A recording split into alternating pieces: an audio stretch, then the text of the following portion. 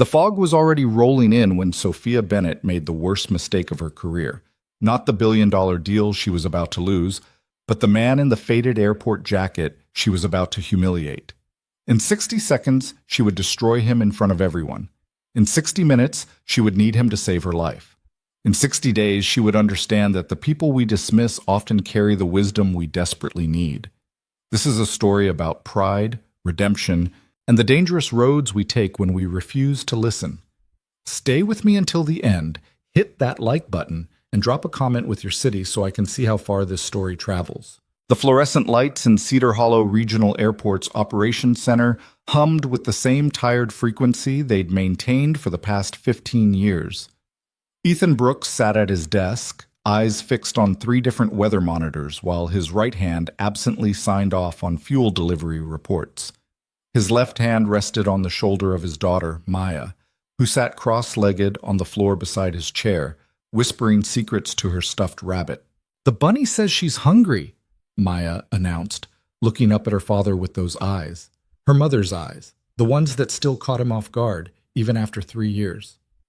"The bunny just had goldfish crackers 20 minutes ago," Ethan replied without looking away from the weather radar. "Tell her she's going to turn into a goldfish." "Bunnies can't turn into fish, Daddy. That's not science." "You sure about that? Because I'm pretty sure I saw it happen once." Maya giggled, then returned to her quiet conversation with the rabbit. Ethan allowed himself a small smile before his attention snapped back to the monitor. The smile disappeared. The weather pattern developing over the valley wasn't just concerning, it was textbook dangerous. He'd seen this exact setup twice before in his career. Once in Seattle, when he'd been a junior operations supervisor for Pacific Airways, back when he wore tailored shirts instead of company-issued jackets with someone else's name stitched on the pocket. The second time had been here, 2 years ago, 3 weeks after he had taken this job, the kind of job people with his resume didn't usually accept, unless life had beaten them into a corner and forced them to choose. He zoomed in on the satellite imagery. Cold air mass dropping down from Canada, warm moisture pushing up from the Gulf, and Cedar Hollow sitting right in the convergence zone like a target. The valley geography would trap everything, compress it, turn it into a visibility nightmare. Ethan pulled up the evening flight schedule. Most of the commercial traffic had already departed or diverted.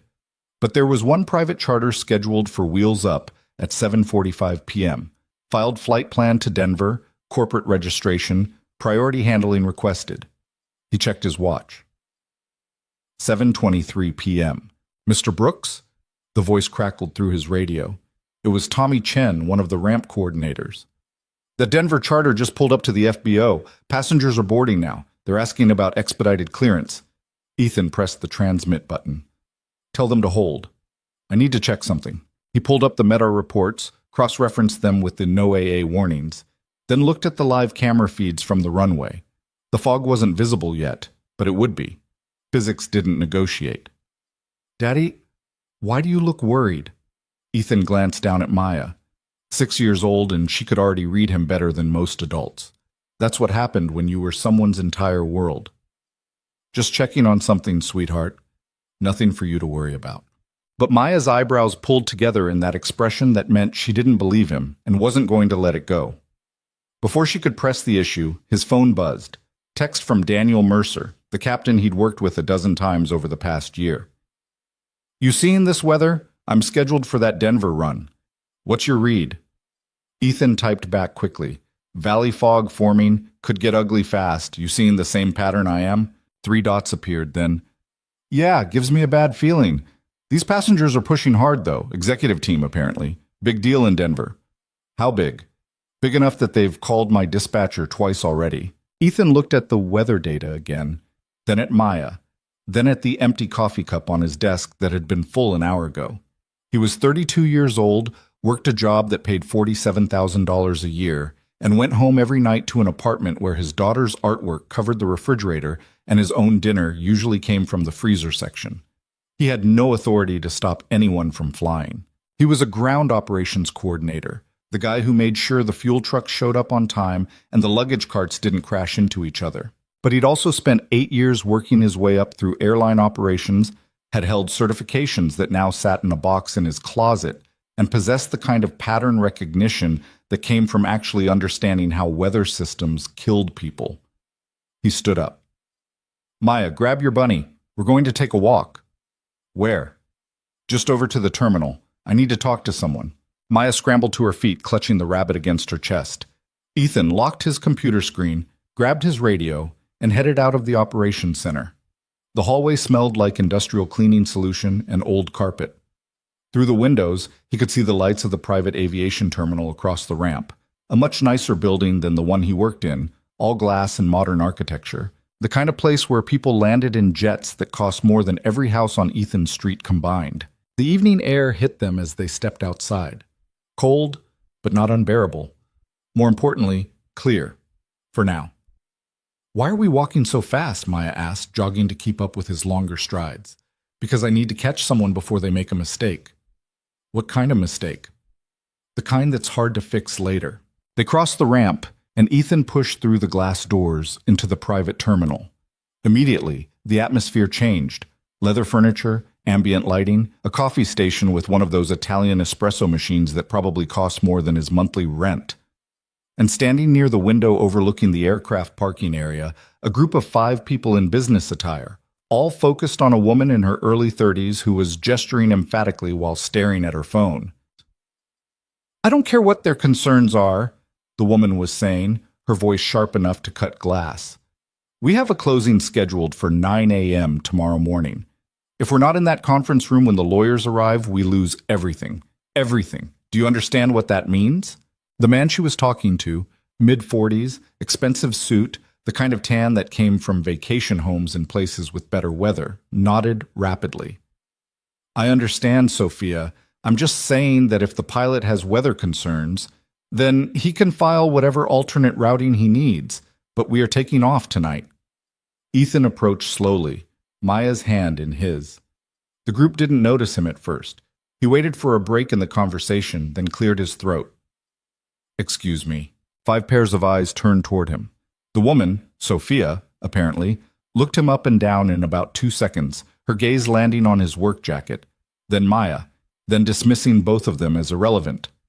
The passenger lounge is on the other side of the building, she said, already turning back to her phone. I'm not a passenger, Ethan replied evenly. I'm with ground operations. I wanted to talk to you about your flight to Denver.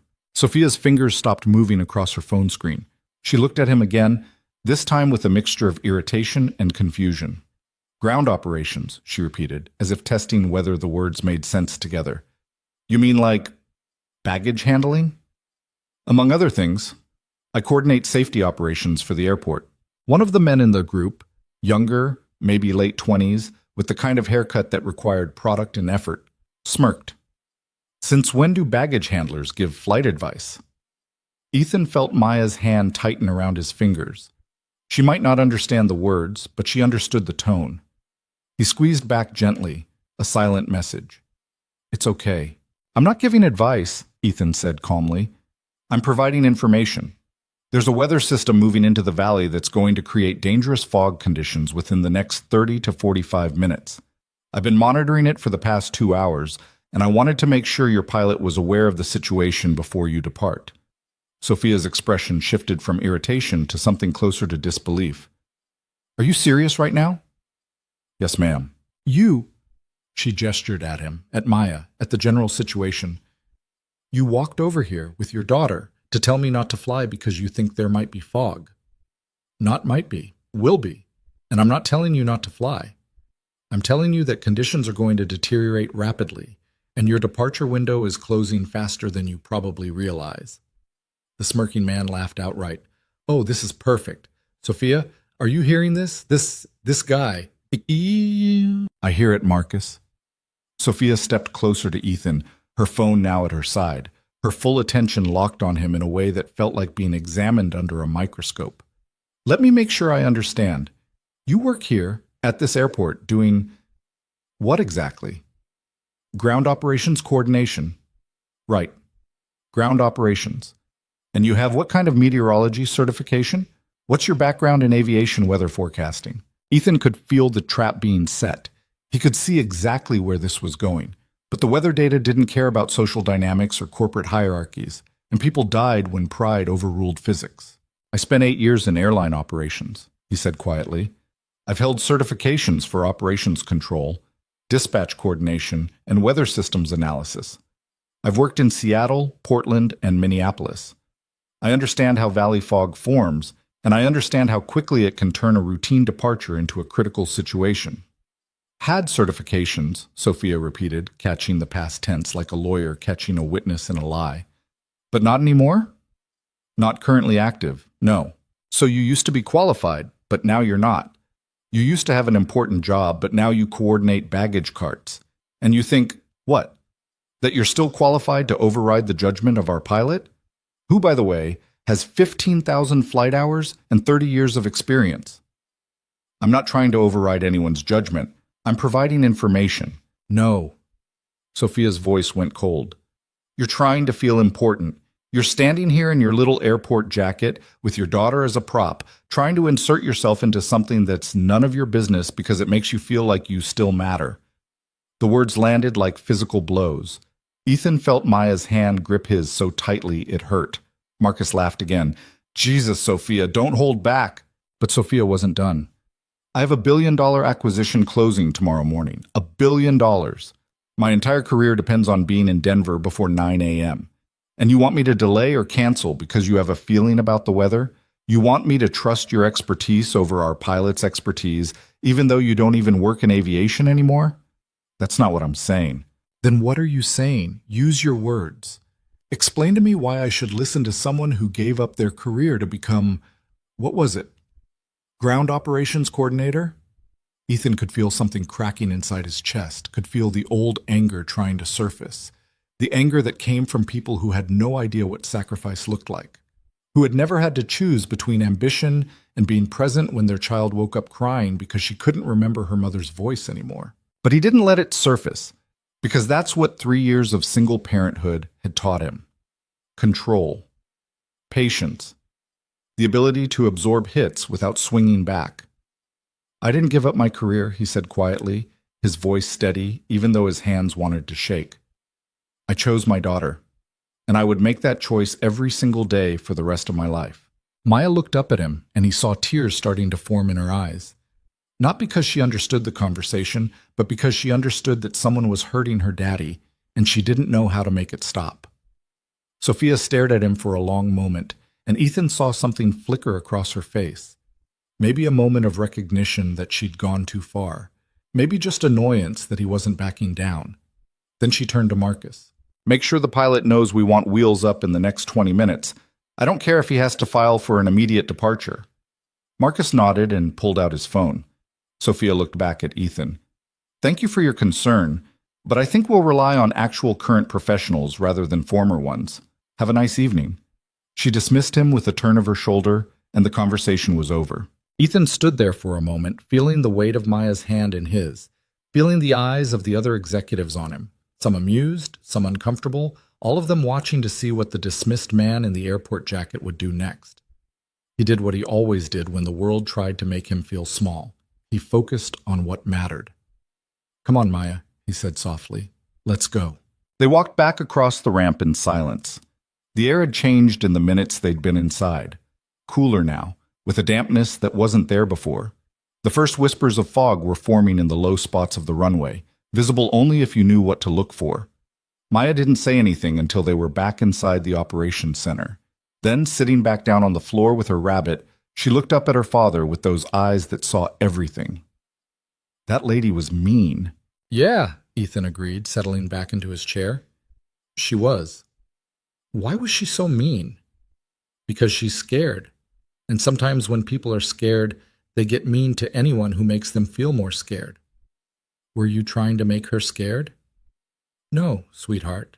I was trying to keep her safe. Maya thought about this for a moment, her face serious.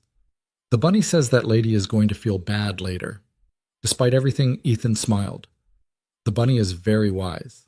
He turned back to his monitors, tracking the weather system that was now accelerating its timeline. The fog would be here in 20 minutes, maybe less. And somewhere across the ramp, Sophia Bennett and her executive team were boarding a jet that would try to outrun physics. His phone buzzed. Captain Mercer again, passengers insisting on immediate departure. I've got concerns, but they're threatening to call my company if I delay. What's your latest read on conditions? Ethan looked at the satellite data, at the meta reports, at the camera feeds showing fog now clearly visible on the eastern edge of the runway. He typed back, "Fog is forming faster than projected. Visibility dropping rapidly. RVR will be below minimums in 15 to 20 minutes. If you're going to depart, it needs to be now. If you wait, you'll be stuck here." 3 dots appeared, disappeared, appeared again. Finally, "That's what I thought. Thanks for the straight answer. I'll make the call." Ethan set down his phone and picked up his radio, switching to the frequency he knew the tower used for ground communications. "Cedar Hollow ground operations." "Go ahead, operations. Be advised, valley fog forming on eastern sections. Recommend updating all traffic on current visibility trends." "Copy that, operations. We're watching it. Got that Denver charter requesting taxi now.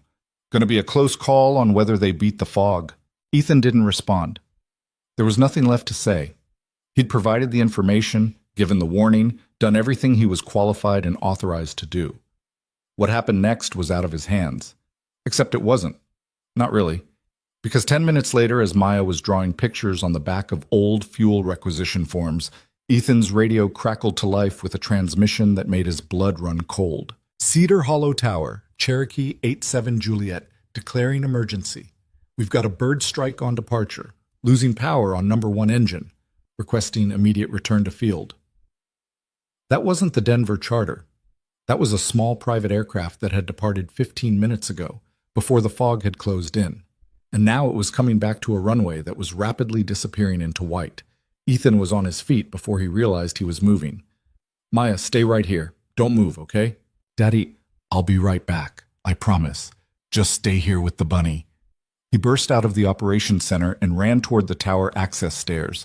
The airport manager, Richard Holloway, was already on the radio coordinating the emergency response. "Fire crews are rolling now. Cherokee 87 Juliet. Be advised, visibility on the field is rapidly deteriorating. Current RVR less than 2,400 feet and dropping." Ethan reached the tower cab just as the pilot's voice came back, tight with stress. "Tower Cherokee 87 Juliet. I'm showing 1,800 feet on the altimeter. How far out am I?" Richard looked at his scope. 6 miles to the northwest. Turn heading 170 to intercept the ILS for runway 17. Ethan stepped up beside the tower supervisor, a woman named Sandra Price, who'd been working this facility since before he was born. She glanced at him. No questions about why he was there. She knew. "How's it looking?" Ethan asked quietly. "Not great. They're single engine now, running an approach in fog that's getting worse by the minute. If they don't get on the ground in the next few minutes—" She didn't finish the sentence. She didn't need to. Through the tower windows, the fog had transformed the airport into something from another world. Shapes and lights bleeding into white. Distances impossible to judge. The runway barely visible even from the tower's elevated position. "Cherokee 87 Juliet, you're 3 miles from the outer marker. Maintain heading, maintain 2,500 feet until intercepting the glide slope." The radio clicked.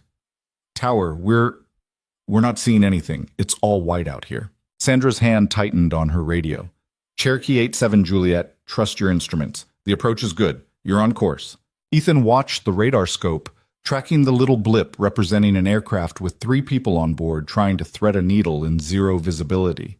He thought about Sophia Bennett, sitting on her corporate jet across the field, probably annoyed about the delay this emergency was causing.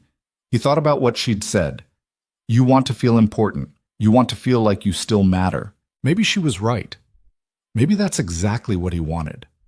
Or maybe he just understood that in aviation, there were only 2 kinds of people: those who respected the machinery of cause and effect, and those who became statistics. "Cherokee 87 Juliet, you're at the marker. Descend to 1,800 feet. Maintain heading 170. Descending to 1,800. The fog pressed against the tower windows like something alive. Ethan could see the emergency vehicles staged near the runway, their lights creating useless halos in the white.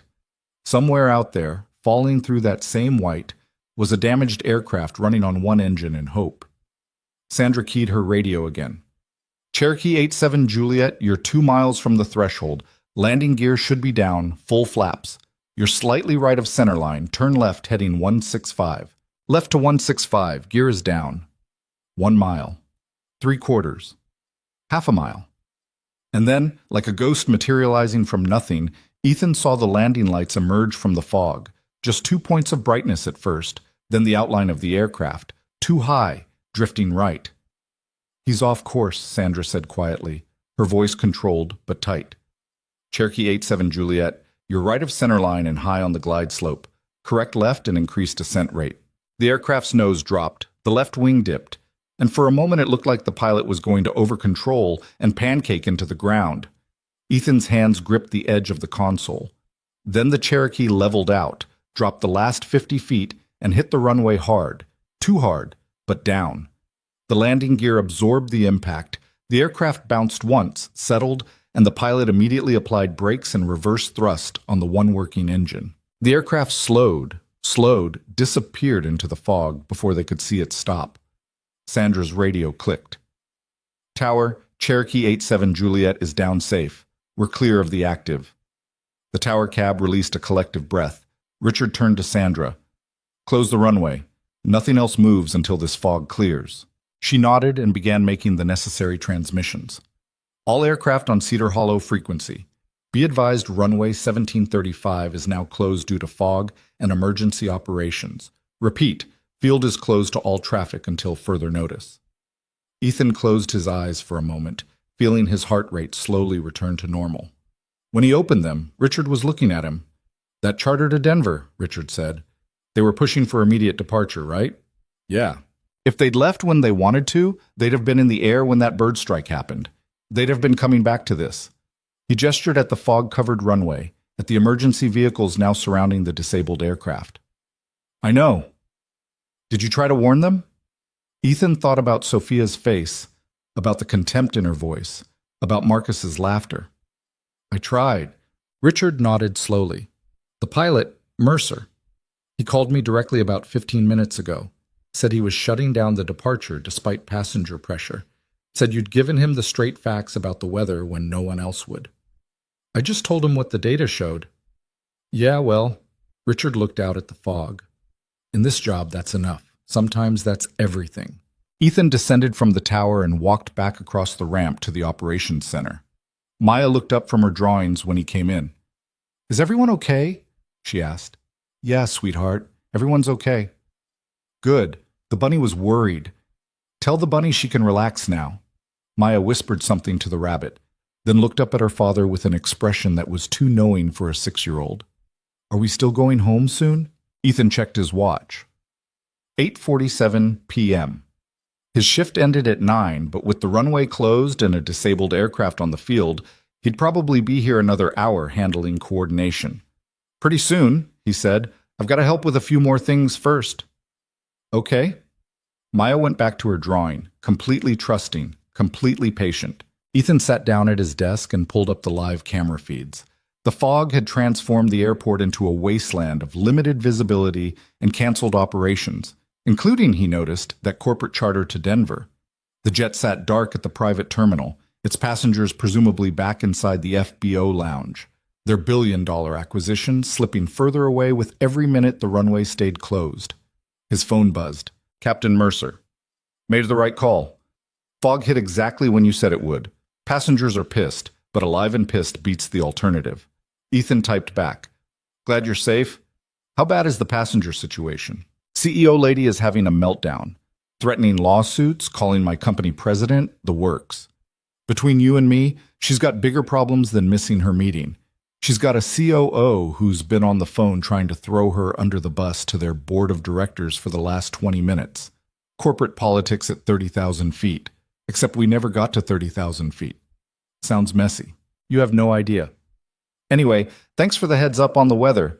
You saved us from being part of a really bad statistic. Ethan set down his phone and looked at Maya, at her careful concentration as she colored in the picture she was drawing. A stick figure man and a smaller stick figure girl standing beside what might have been an airplane or might have been a dinosaur. It was hard to tell with Maya's artwork. What are you drawing, sweetheart? You and me. And the bunny. We're on an adventure. What kind of adventure? The kind where everyone gets home safe. Ethan felt something catch in his throat. That's the best kind of adventure. Maya nodded seriously. I know. That's why I drew it.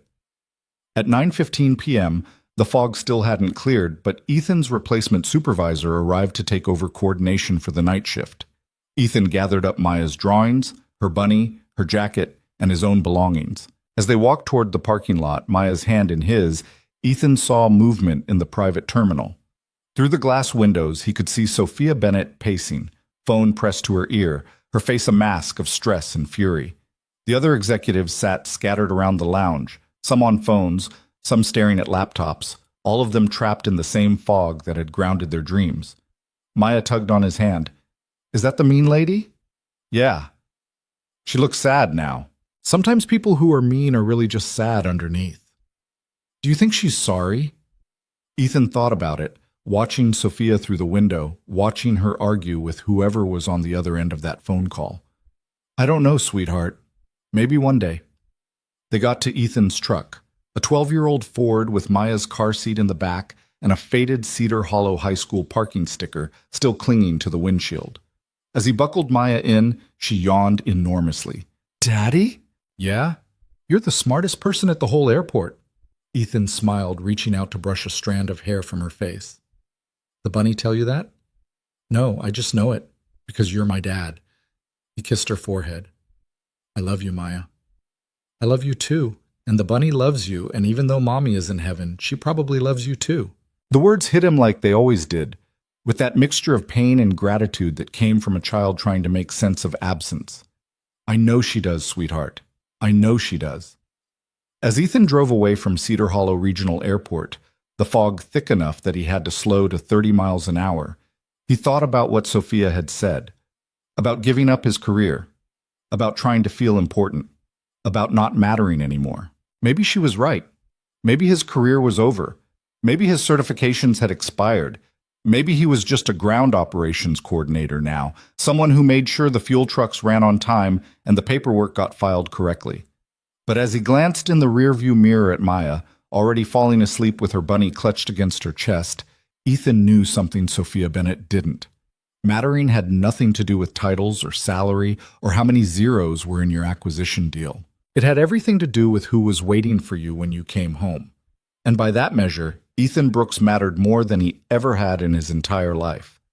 The fog swallowed his truck's taillights as he drove toward home, toward dinner that would probably come from the freezer, toward a daughter who would wake him up at 2 a.m. with nightmares about forgetting her mother's face, toward a life that looked nothing like success, but felt like everything that mattered. Behind him, at Cedar Hollow Regional Airport, Sophia Bennett stood at the window of the private terminal, her billion-dollar deal dying by inches, her career hanging by a thread, her COO working behind her back to save himself at her expense.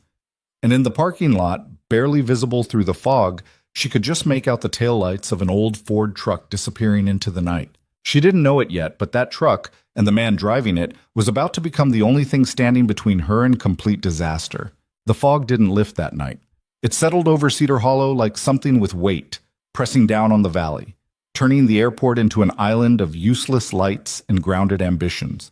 By 10 p.m., every flight had been canceled or diverted, and the private terminal's lounge had transformed into a pressure cooker of corporate anxiety and failing cell phone signals. Sophia Bennett stood at the window, her phone dying in her hand, watching absolutely nothing through the white.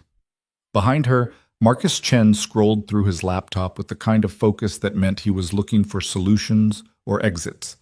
With Marcus, it was hard to tell which. The Denver team just confirmed, he said without looking up. If we're not in that conference room by 9 a.m., Stellaris Capital walks. They've got 3 other acquisition targets lined up, and our exclusivity window closes at midnight tonight. Sophia didn't turn around. I'm aware, Marcus. Are you? Because from where I'm sitting, we're about to lose everything because some overzealous airport employee spooked our pilot. Now Sophia turned. Mercer made his own call. He's the captain. Right. After that guy in the jacket told him the sky was falling. Marcus finally looked up from his screen. The same guy you humiliated in front of everyone, which, by the way, probably felt great in the moment, but might have created a problem. What problem? The problem where now he definitely won't help us, even if we need him.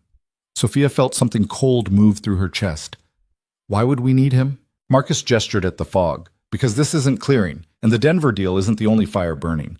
While you've been staring out the window, I've been fielding calls from the board, specifically from Richard Castellano. The name hit Sophia like cold water. Richard Castellano, board member, major shareholder, and the man who'd opposed her CEO appointment from the beginning.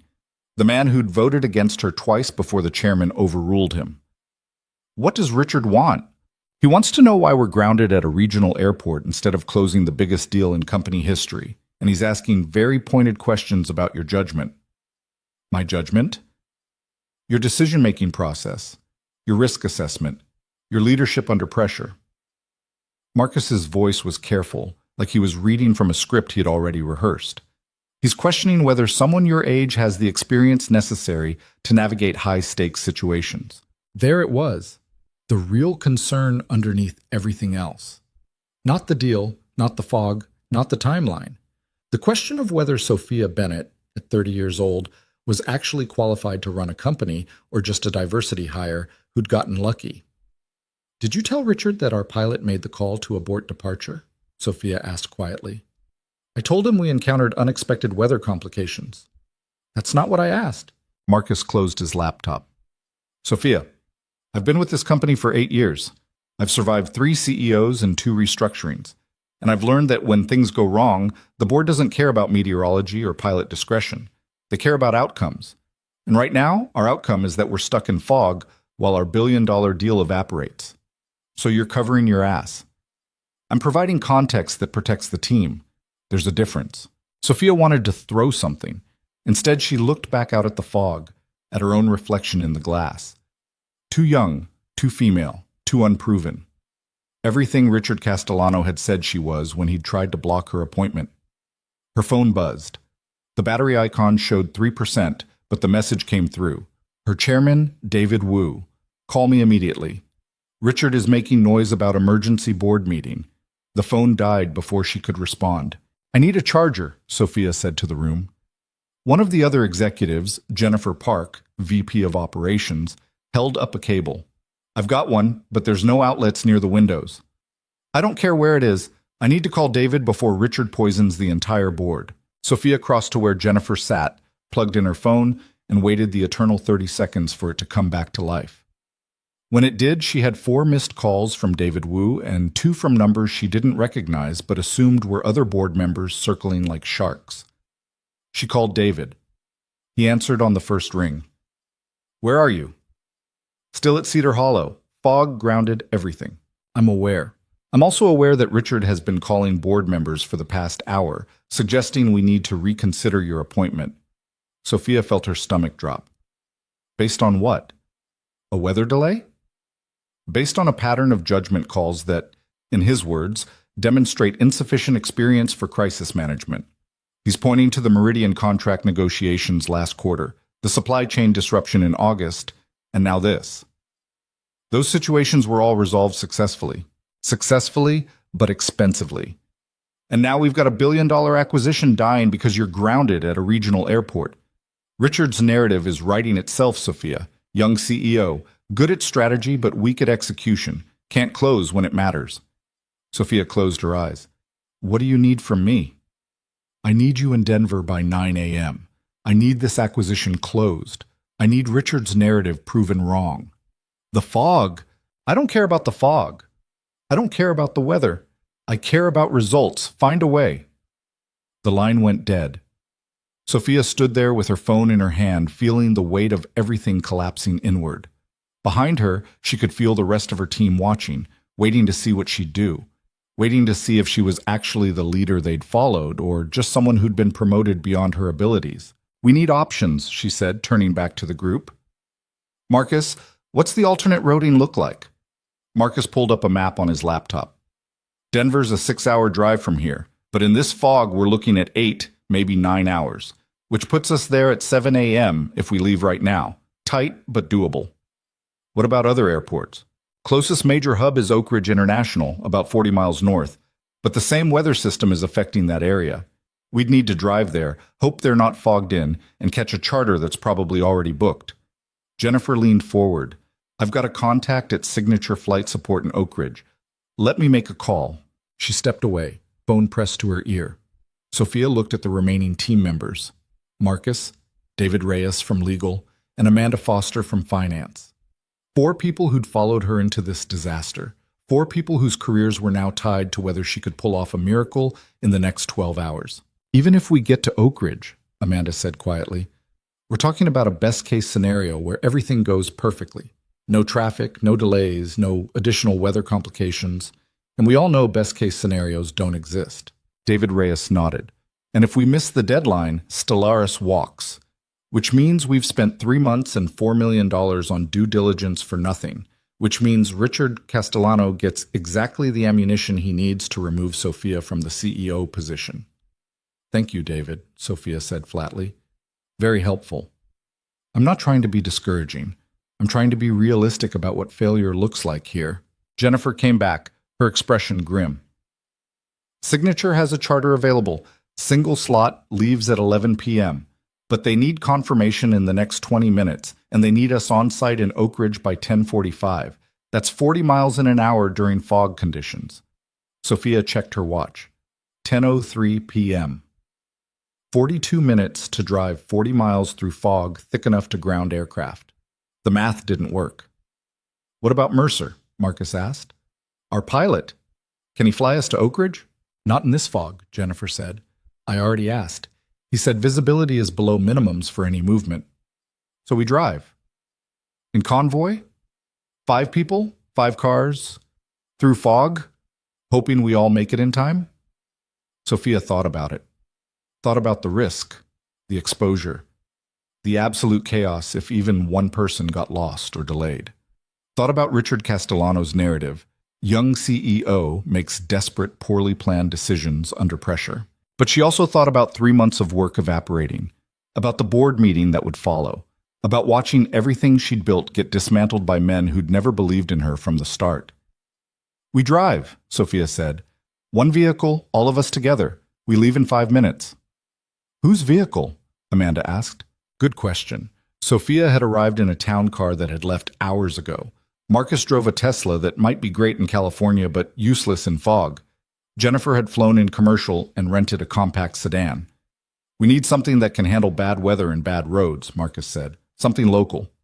And that's when Sophia remembered the Ford truck, the one she'd seen through the window as it drove away, taillights disappearing into white. The truck driven by the man in the airport jacket. The man she'd humiliated. No, she said out loud. No what? Jennifer asked. Nothing. Just thinking. But Sophia's mind was already working through the problem, trying to find any other solution, any other path that didn't require her to walk back across that ramp and ask for help from someone she'd treated like garbage. Marcus was watching her. You've got an idea. It's not a good idea. At this point, I'll take any idea. Sophia looked out at the fog again, at the operations center building barely visible across the ramp.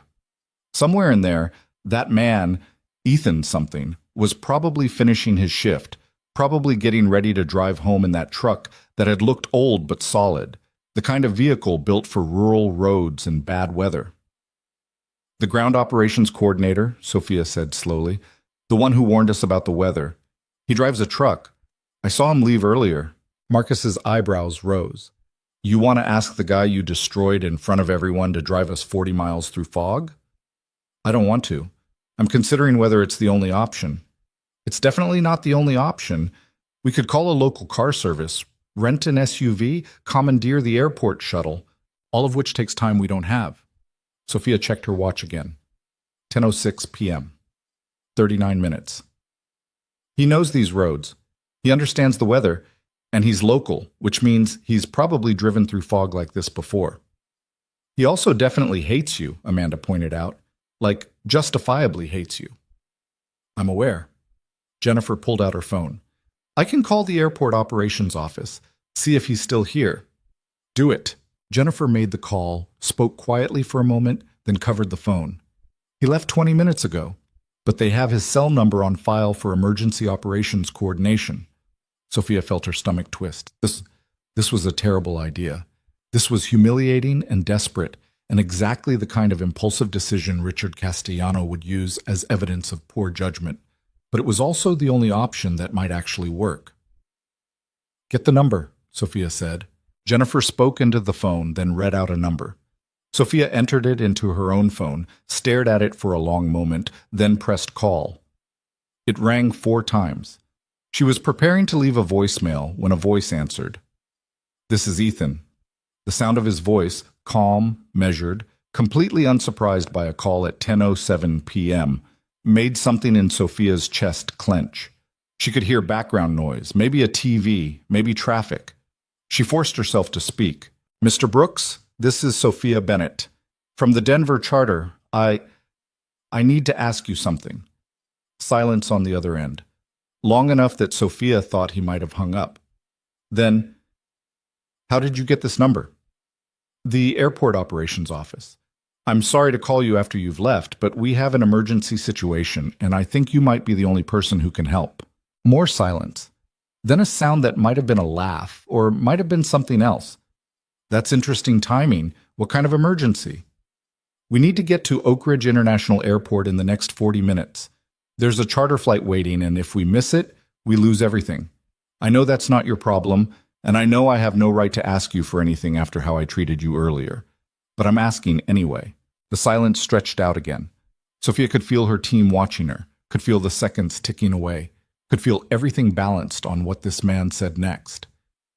"You need a ride," Ethan said finally. His voice was flat, unreadable.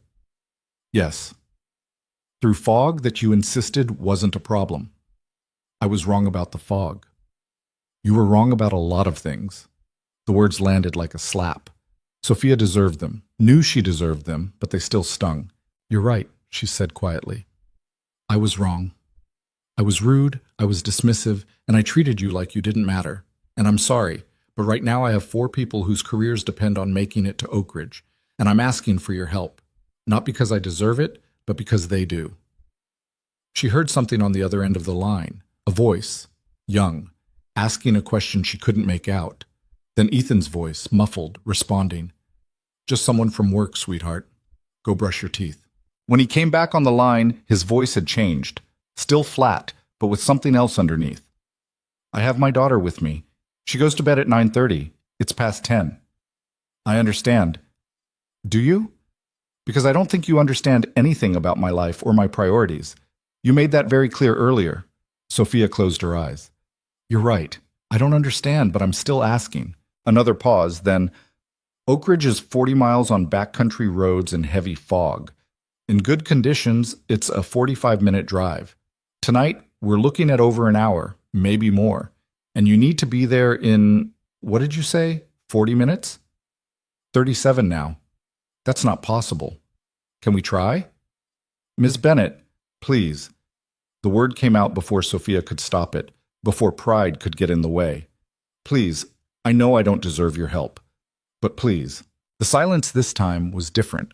Sophia could hear thinking happening on the other end, could hear the internal calculation of a man who'd been hurt, deciding whether to help the person who'd hurt him. "I'll pick you up at the private terminal in 15 minutes, Ethan said finally. "Bring everyone who's coming. No luggage except essentials. And Miss Bennett? Yes? My daughter will be in the truck.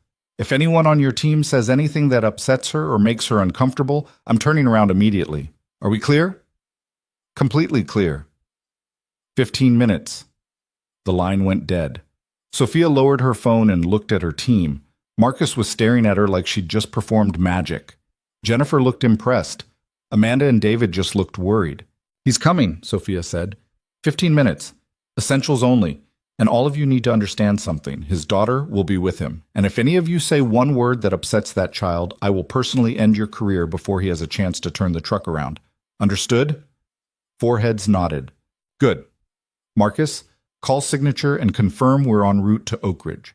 Jennifer, call Mercer and let him know we're attempting alternate transportation. Amanda, David, gather whatever you absolutely need for the Denver presentation. Nothing else." The team scattered into motion. Sophia stood at the window, watching the fog, feeling the weight of what she'd just done. She'd begged for help from a man she'd humiliated. She'd admitted she was wrong. She'd put her billion-dollar deal in the hands of a ground operations coordinator driving an old Ford truck. Richard Castellano would have a field day with this. But Richard Castellano wasn't here, and the clock was ticking. 14 minutes later, exactly on time, headlights appeared in the fog. The old Ford truck pulled up to the private terminal, and through the driver's window, Sophia could see Ethan Brooks behind the wheel. In the passenger seat, barely visible, was a small figure in a car seat, his daughter. Sophia pushed through the doors first, her team following. The cold air hit her immediately, and she realized she'd left her coat inside. Too late now. Ethan rolled down the window. In the dome light, Sophia could see his face clearly for the first time, younger than she'd initially thought, with the kind of fatigue that came from carrying weight alone. His eyes were steady on her, no warmth, no anger, just assessment. 5 people, he said, looking at the group. I've got room for 4 plus Maya. Someone needs to sit up front with us. I will, Sophia said immediately. Ethan nodded. Everyone else in the back. There's a bench seat. It's going to be tight. Move quickly. Marcus, Jennifer, Amanda, and David climbed into the extended cab. Sophia heard Marcus mutter something about sardines, but then everyone was in, buckled, silent. Sophia opened the front passenger door. In the car seat, Maya was already asleep. Her stuffed rabbit clutched against her chest, her head tilted at an angle that made Sophia's neck hurt just looking at it. I'm going to have to put you in the middle, Ethan said, his voice low so as not to wake Maya. It's not ideal, but it's the only way everyone fits. That's fine. Sophia climbed in, positioning herself between Ethan and his sleeping daughter. The truck smelled like old coffee and something sweet, maybe juice boxes or fruit snacks. The seat was worn but clean, and there was a child's drawing taped to the dashboard showing stick figures in what might have been an airplane. Ethan put the truck in gear and pulled away from the terminal without another word. For the first 5 minutes, nobody spoke.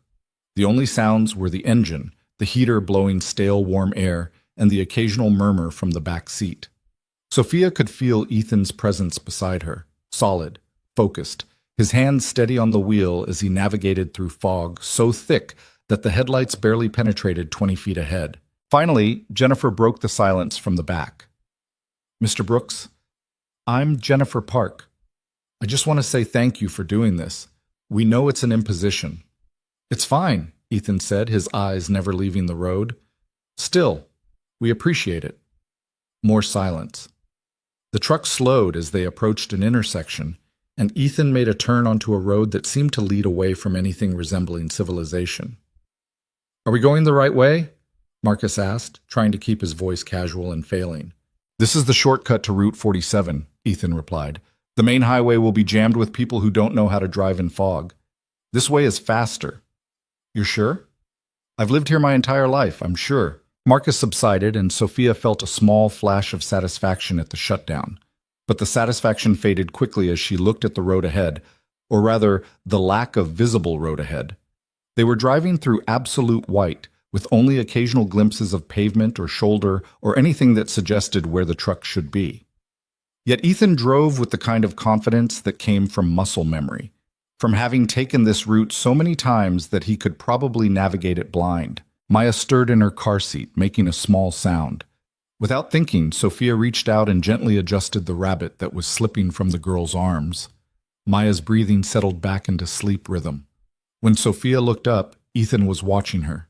Just for a second, a glance that held something she couldn't quite read, before his eyes returned to the road. How old is she? Sophia asked quietly. 6. She's beautiful. Yeah. Something in Ethan's voice softened. She is. The drawing on the dashboard, did she make that? This afternoon. That's supposed to be me at work. The big circle is an airplane. The small circle with rabbit ears is her. Sophia looked at the drawing again, seeing it differently now. Not just a child's artwork, but a record of waiting. Of hours spent at an airport while Dad worked. Of making the best of being the kid who had to tag along because there was no one else to watch her. I'm sorry, Sophia said. And this time, she wasn't talking about the phone call or the favor. She was talking about what she'd said earlier, about giving up his career, about trying to feel important. Ethan didn't respond immediately. He slowed the truck, navigated around what looked like a disabled vehicle on the shoulder, then accelerated back to whatever speed he deemed safe for these conditions. "When my wife died," he said finally, his voice so quiet that Sophia had to lean slightly toward him to hear, "Maya was 3 years old, too young to really understand what happened, but old enough to know that her mother was gone. I had a good job in Seattle, operations supervisor for a mid-sized carrier, six-figure salary, management track, all the things that society tells you matter." He paused, checking the rearview mirror, then continued. "But the job required 60-hour weeks, constant travel, overnight shifts, and I had a 3-year-old who'd just lost her mother, who needed her father to be present, not just physically there, but actually present. So I had a choice to make." Sophia waited, not speaking, barely breathing. "I could keep the career and hire full-time childcare, put Maya in a situation where she'd lose both parents in different ways, one to death, one to ambition. Or I could walk away from everything I'd built and find something that let me be the parent she needed." "So you came here?" "So I came here. Took a job that pays a third of what I used to make, gave up certifications I'd worked years to earn, moved to a place where nobody knew my name or cared about my resume. And you know what I found?" "What?" "That being present for my daughter's childhood mattered more than any promotion I could have chased. That being there when she woke up from nightmares about her mother mattered more than any corner office. That reading bedtime stories and making breakfast and knowing all the names of her stuffed animals mattered more than every single thing I thought defined success." He glanced at her again, and in the dashboard light, Sophia could see something raw in his expression. "So when you said I gave up my career to become a ground operations coordinator, you were right. I did. And I'd make that exact same choice every single day for the rest of my life. Because Maya is 6 years old right now, and she'll only be 6 years old once, and I refuse to miss it because some corporation needs me to optimize their departure metrics." Sophia felt something breaking open inside her chest. "I didn't understand." "No, you didn't. You looked at me and saw someone who'd failed, someone who couldn't cut it in the real world, so he settled for a small-town job with a child as an excuse. That's exactly what you thought. And that's fine. Most people think that. We live in a world where your value is determined by your title and your salary and how impressive your LinkedIn profile looks. Nobody puts "chose to raise my daughter" in their professional summary. From the back seat, Amanda spoke up quietly. "I would, if I'd had the courage to make that choice." Everyone turned to look at her. Amanda's face was barely visible in the darkness, but her voice was steady. "I've got 2 kids," she said. 8 and 10. I see them maybe 2 hours a day if I'm lucky. I miss school plays because of board meetings. I miss soccer games because of quarterly reviews. I've missed so much trying to prove I could compete with people who don't have to choose between being a parent and being successful." She paused, and Sophia heard something like tears in her voice. "And you know what? My 8-year-old daughter asked me last week if I even liked her, because in her mind, I must not like her very much if I'm always choosing work over being with her." The truck's heater hummed into the silence that followed. Sophia stared straight ahead, unable to look at any of her team, unable to face what Amanda had just revealed. Ethan's voice came quiet and firm. "It's not too late. Kids are resilient. They forgive easier than adults. You can still make different choices." "Can I? Because from where I sit, if I scale back at work, I lose my position. Someone younger and hungrier takes my spot, and suddenly I'm unemployable at 45 with a resume gap." "Maybe. Or maybe you find something that values you as a whole person instead of just as a productivity unit. That's easy to say when you've already made your peace with smaller paychecks." "It wasn't easy," Ethan said. "It was terrifying, but it was necessary." The truck slowed again, and Sophia realized they were approaching another turn. Ethan navigated it smoothly, and when they straightened out, she caught a glimpse of a road sign through the fog. Route 47, 12 miles. They were making better time than she'd expected. "Can I ask you something?" Jennifer said from the back. "Sure," Ethan replied. "Why did you agree to help us? After everything Sophia said to you, after we watched her humiliate you, why did you answer that phone call and agree to drive us through the worst conditions possible?" Ethan was quiet for a moment. Then, "Because my daughter was listening when I got that call. And I needed her to see that when someone asks for help, even someone who's hurt you, the answer isn't revenge. It's deciding whether helping them is the right thing to do regardless of how they've treated you."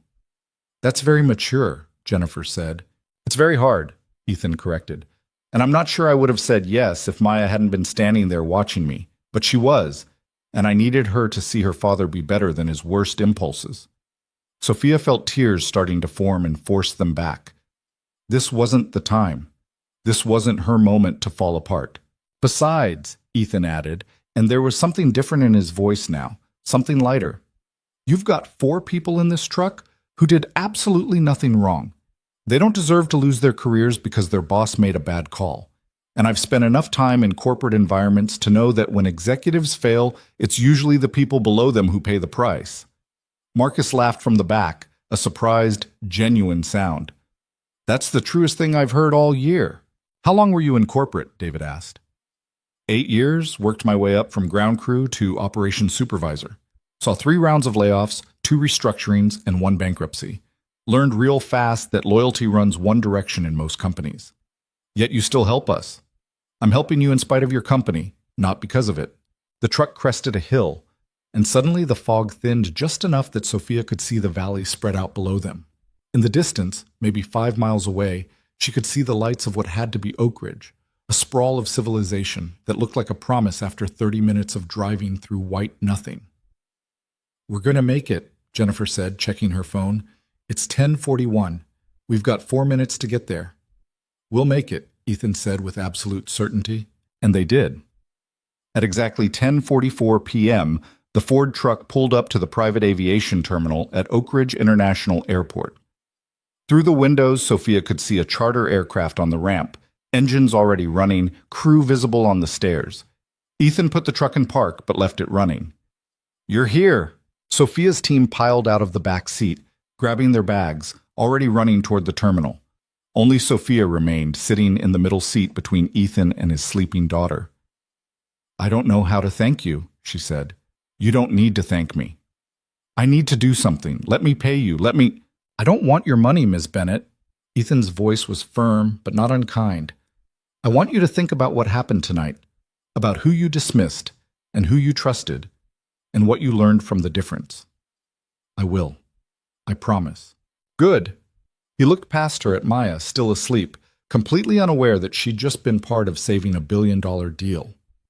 And Ms. Bennett, when you close that acquisition tomorrow, when you're standing in that boardroom feeling successful, remember that success looks different for different people. For you, it's billion-dollar deals. For me, it's making sure my daughter knows her father chooses her first, every single time. Sophia nodded, not trusting herself to speak. She opened the door and climbed out. The rest of her team was already at the terminal entrance, Jennifer waving frantically for her to hurry. But Sophia turned back to the truck one more time. Ethan? He looked at her through the open window. You were right about the fog. About everything. He nodded once. I know. Then he pulled away, taillights disappearing into the night, and Sophia was left standing in the cold, watching him go, understanding that she'd just met someone who'd redefined what it meant to matter. She ran toward the terminal, toward her team, toward the charter that would carry her to Denver and the deal that would define her career. But part of her mind stayed in that truck, replaying everything Ethan had said, understanding with perfect clarity that the most important lessons didn't come from boardrooms or business schools. They came from people who'd chosen love over ambition and somehow found a way to live with the consequences. The charter lifted off from Oak Ridge at 10:58 p.m., 12 minutes before their window closed. Sophia pressed her forehead against the cold window and watched the fog-covered landscape disappear below, replaced by the clean darkness of altitude where weather couldn't reach you, and consequences felt temporarily suspended. We made it, Jennifer said from across the narrow aisle, her voice carrying a disbelief that Sophia felt in her bones. We're not there yet, Marcus replied, already typing on his laptop. We've still got to land in Denver, get to the hotel, sleep for maybe 3 hours, then walk into a boardroom and convince Stellaris Capital that we're a stable, reliable company worth $1 billion investment. While looking like we just crawled through a war zone, Amanda added, pulling at her wrinkled blazer. David was scrolling through his phone, his face illuminated by the blue glow. Richard Castellano just sent an email to the full board. Subject line, Concerns regarding CEO performance and decision-making. The cabin went quiet. Even the engine noise seemed to fade as everyone processed what that meant. What does it say? Sophia asked, her voice steadier than she felt.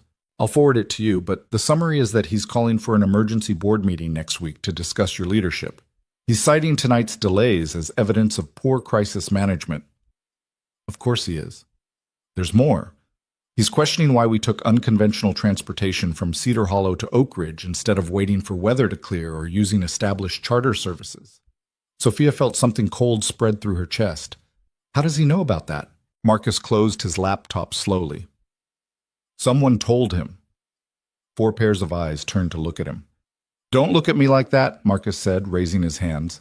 I didn't call Richard, but I did call our operations director to update him on our status. And our operations director reports to the COO, and the COO is Richard's golf buddy. So you might as well have called Richard directly, Jennifer said, her voice tight. I was providing a status update to my chain of command. That's my job. Your job is to support this team, Amanda shot back, not to feed information to people actively trying to undermine Sophia's position. Marcus's face hardened. My job is to protect myself and make sure that when this whole thing collapses, I'm not the one buried in the rubble. You all might be willing to go down with the ship, but I've got a family to support and a career to protect. Then maybe you should have stayed in Cedar Hollow, David said quietly. Maybe I should have, but I'm here, and I'm going to Denver, and I'm going to do my job at tomorrow's meeting. What happens after that isn't my problem. Sophia stared at Marcus, seeing him clearly for the first time. The ambitious COO who'd attached himself to her rise, who'd claimed to support her vision, who'd promised loyalty right up until the moment loyalty became inconvenient. When we land in Denver, Sophia said, her voice calm, you're going to call the operations director back. You're going to tell him that you provided incomplete information earlier and that you need to correct the record. What record? The record that says I made poor decisions tonight. You're going to explain that I correctly identified alternate transportation when weather grounded our primary aircraft, that I coordinated logistics under pressure, that I got this team to Denver with time to spare despite circumstances beyond anyone's control. Marcus laughed, but it sounded hollow. You want me to lie? I want you to tell the complete truth instead of the partial truth you gave them. Or you can keep feeding Richard Castellano ammunition, and when I survive this, and I will survive this, you'll be the first person I remove from the executive team. You're threatening me? I'm clarifying consequences. You get to choose which version you want. Marcus stared at her for a long moment, then turned back to his laptop without answering. But Sophia could see the calculation happening behind his eyes, the weighing of options, the assessment of which path served him best. She turned back to the window, watching the darkness slide past, and realized something had shifted inside her. The Sophia who'd stood in Cedar Hollow Airport mocking a man for trying to help would have tried to appease Marcus, would have worried about keeping him happy, would have bent herself into shapes to maintain team unity. But that Sophia had spent an hour in a truck with a man who'd given up everything for what actually mattered, and she couldn't unsee what he'd shown her. Jennifer leaned across the aisle. For what it's worth, I think you handled that perfectly. Did I? Because I just threatened a senior member of my executive team. You set boundaries. There's a difference. Jennifer lowered her voice. Marcus has been playing both sides since you got appointed. He smiles in your face and hedges his bets with Richard behind your back. I've watched him do it for months. Why didn't you tell me? Would you have believed me? 3 months ago, you trusted Marcus completely. You wouldn't have wanted to hear that your right hand was planning his exit strategy. Sophia knew Jennifer was right. 3 months ago, she'd been so focused on proving herself, on being the CEO everyone expected, that she'd missed the rot growing in her own team. Things are going to change, Sophia said quietly. After tomorrow, after this deal closes, a lot of things are going to change. Good. The flight to Denver took 2 hours. Sophia spent most of it reviewing the acquisition documents, memorizing numbers and projections and contract terms. But part of her mind kept drifting back to that truck, to Maya asleep in her car seat, to Ethan's voice saying that being present mattered more than any corner office.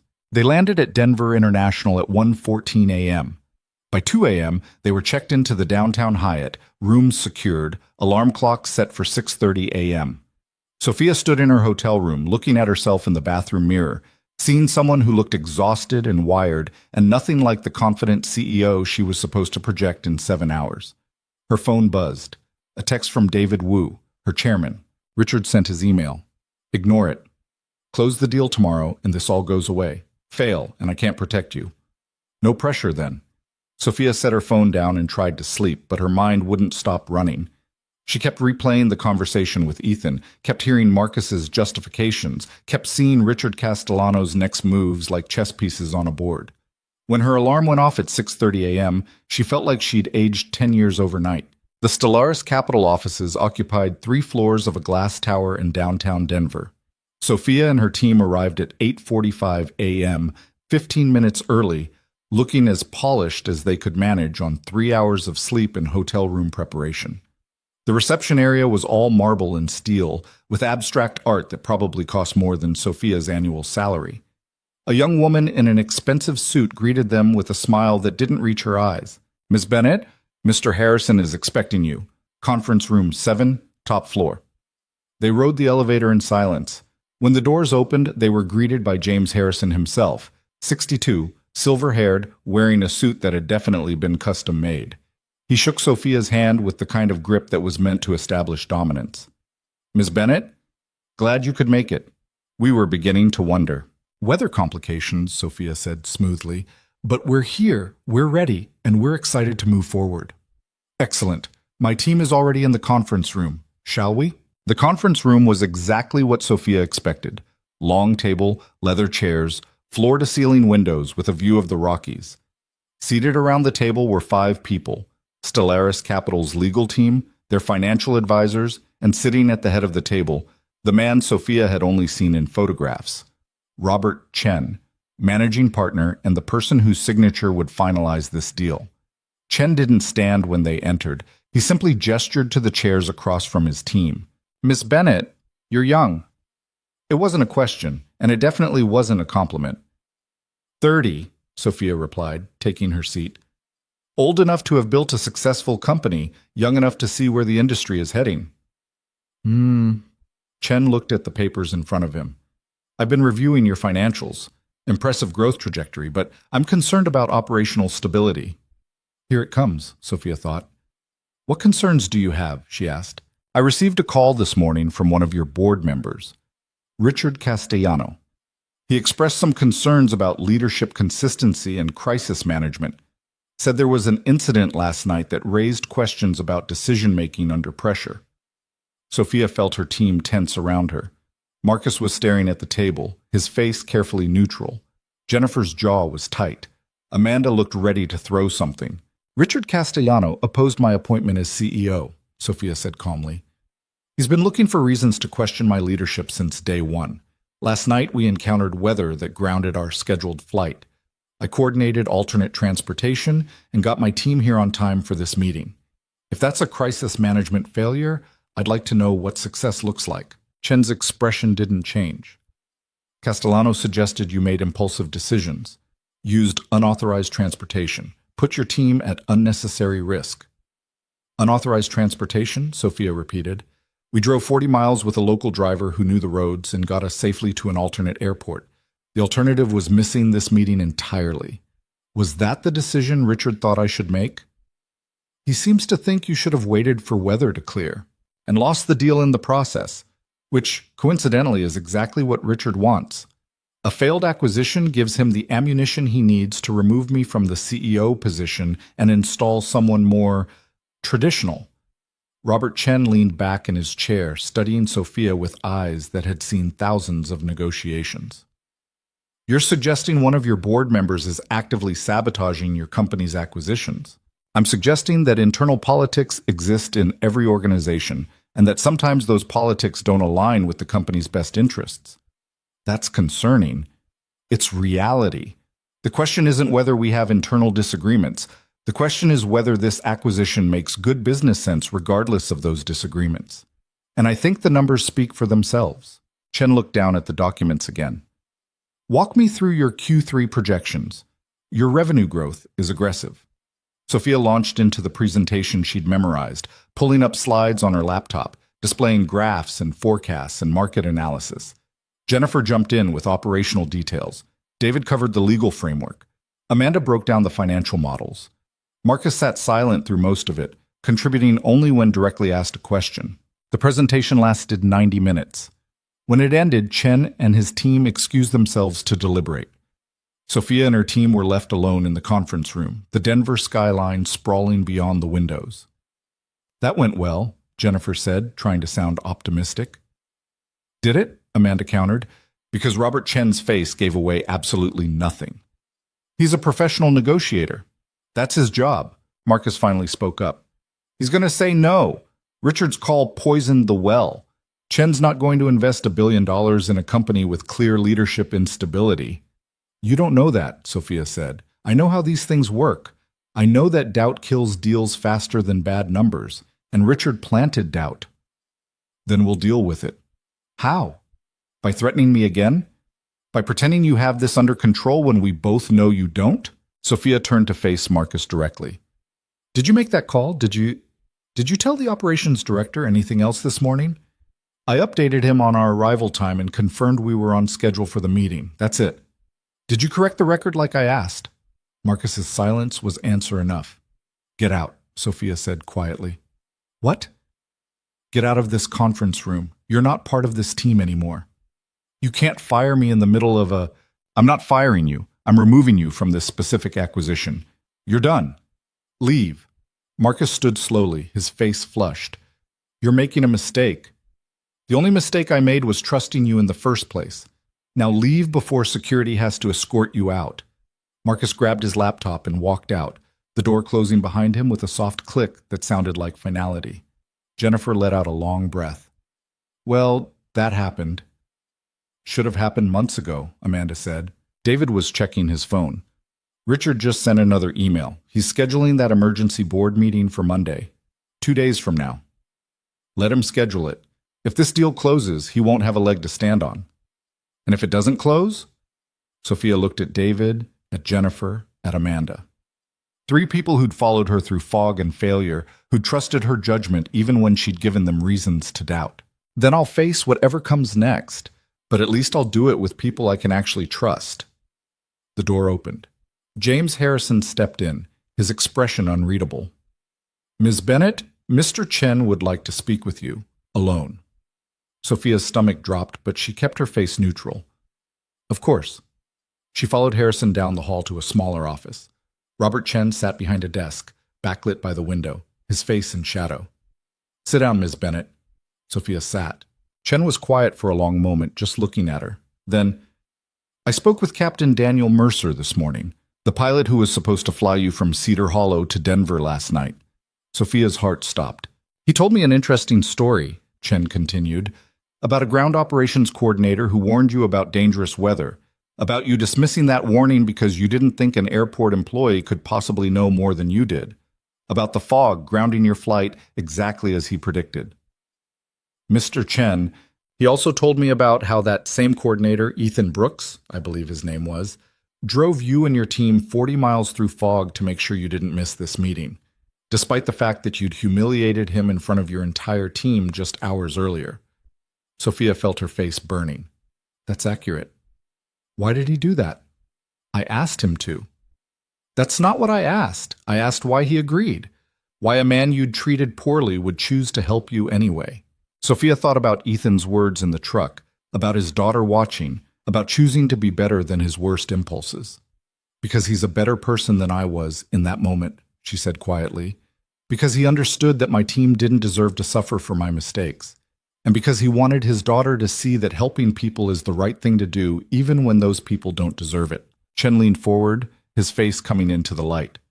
"Do you know why I called your pilot this morning?" "No, sir."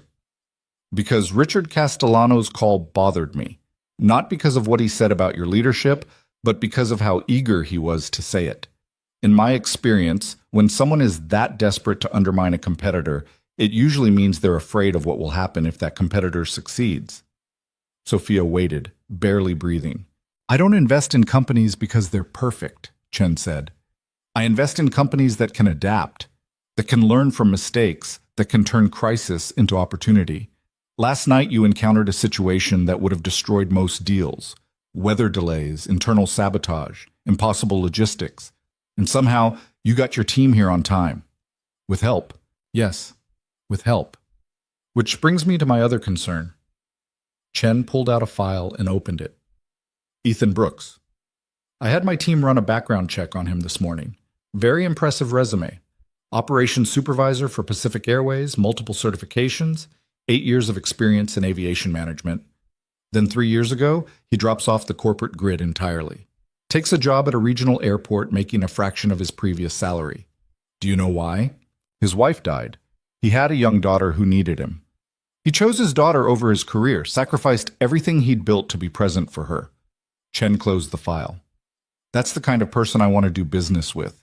Someone who understands that long-term value isn't just about quarterly returns. It's about building something sustainable, something that matters. Sophia's throat felt tight. I'm not sure I understand what you're saying. I'm saying the acquisition is approved. My team will finalize the paperwork this afternoon. You'll have your billion-dollar deal, Ms. Bennett. Congratulations. The words took a moment to land. When they did, Sophia felt something between relief and disbelief wash over her. Thank you, she managed. Don't thank me yet, because there's a condition. And there it was, the catch. What condition? Sophia asked. Ethan Brooks. I want him brought onto your executive team as Director of Operations and Risk Management. Full compensation package, flexible schedule, whatever it takes to get him to say yes. And I want it done within 30 days of acquisition close. Sophia stared at Chen, trying to process what she was hearing. You're making the deal contingent on hiring someone who currently works at a regional airport? I'm making the deal contingent on you recognizing talent when you see it. Brooks has exactly the kind of operational expertise your company lacks. He understands risk assessment, crisis management, and making decisions based on data rather than ego. Those are skills you need if you're going to scale successfully. He gave up his career to raise his daughter. He might not want to come back. Then you'll have to make it worth his while. Flexible hours, work-from-home options, family support, whatever he needs. I don't care how you structure it, but if you can't convince one person to join your team, how are you going to integrate the 50 employees we're bringing with this acquisition? It was a test, Sophia realized. Everything was a test. I'll talk to him, she said. You'll do more than talk to him. You'll make him an offer he can't refuse. And Ms. Bennett, this time you'll do it with respect. Chen stood, signaling the meeting was over. My team will send over the final contracts this afternoon.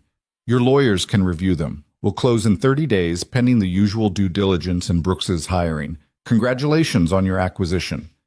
Sophia stood on shaking legs. Thank you, Mr. Chen. Don't thank me. Thank Ethan Brooks. He's the one who convinced me you were worth the investment. Sophia left the office in a daze. Her team was waiting in the conference room, and when she walked in, they all looked up with identical expressions of desperate hope. We got it, Sophia said. The deal is approved. The room erupted. Jennifer hugged Amanda. David pumped his fist in the air, and for a moment everything felt like victory. But Sophia couldn't shake the weight of Chen's condition. She pulled out her phone and stepped into the hallway, scrolling through her recent calls until she found Ethan's number. She stared at it for a long moment, thinking about what she needed to say, how she needed to say it. Then she pressed call. It rang 3 times before he answered. This is Ethan. It's Sophia Bennett. I'm sorry to call again, but I need to talk to you about something important. There was a pause. She could hear Maya's voice in the background, singing something about butterflies. I'm listening, Ethan said, not over the phone. Can I come to Cedar Hollow? Today? I know it's a lot to ask, but this can't wait. Another pause. What's this about?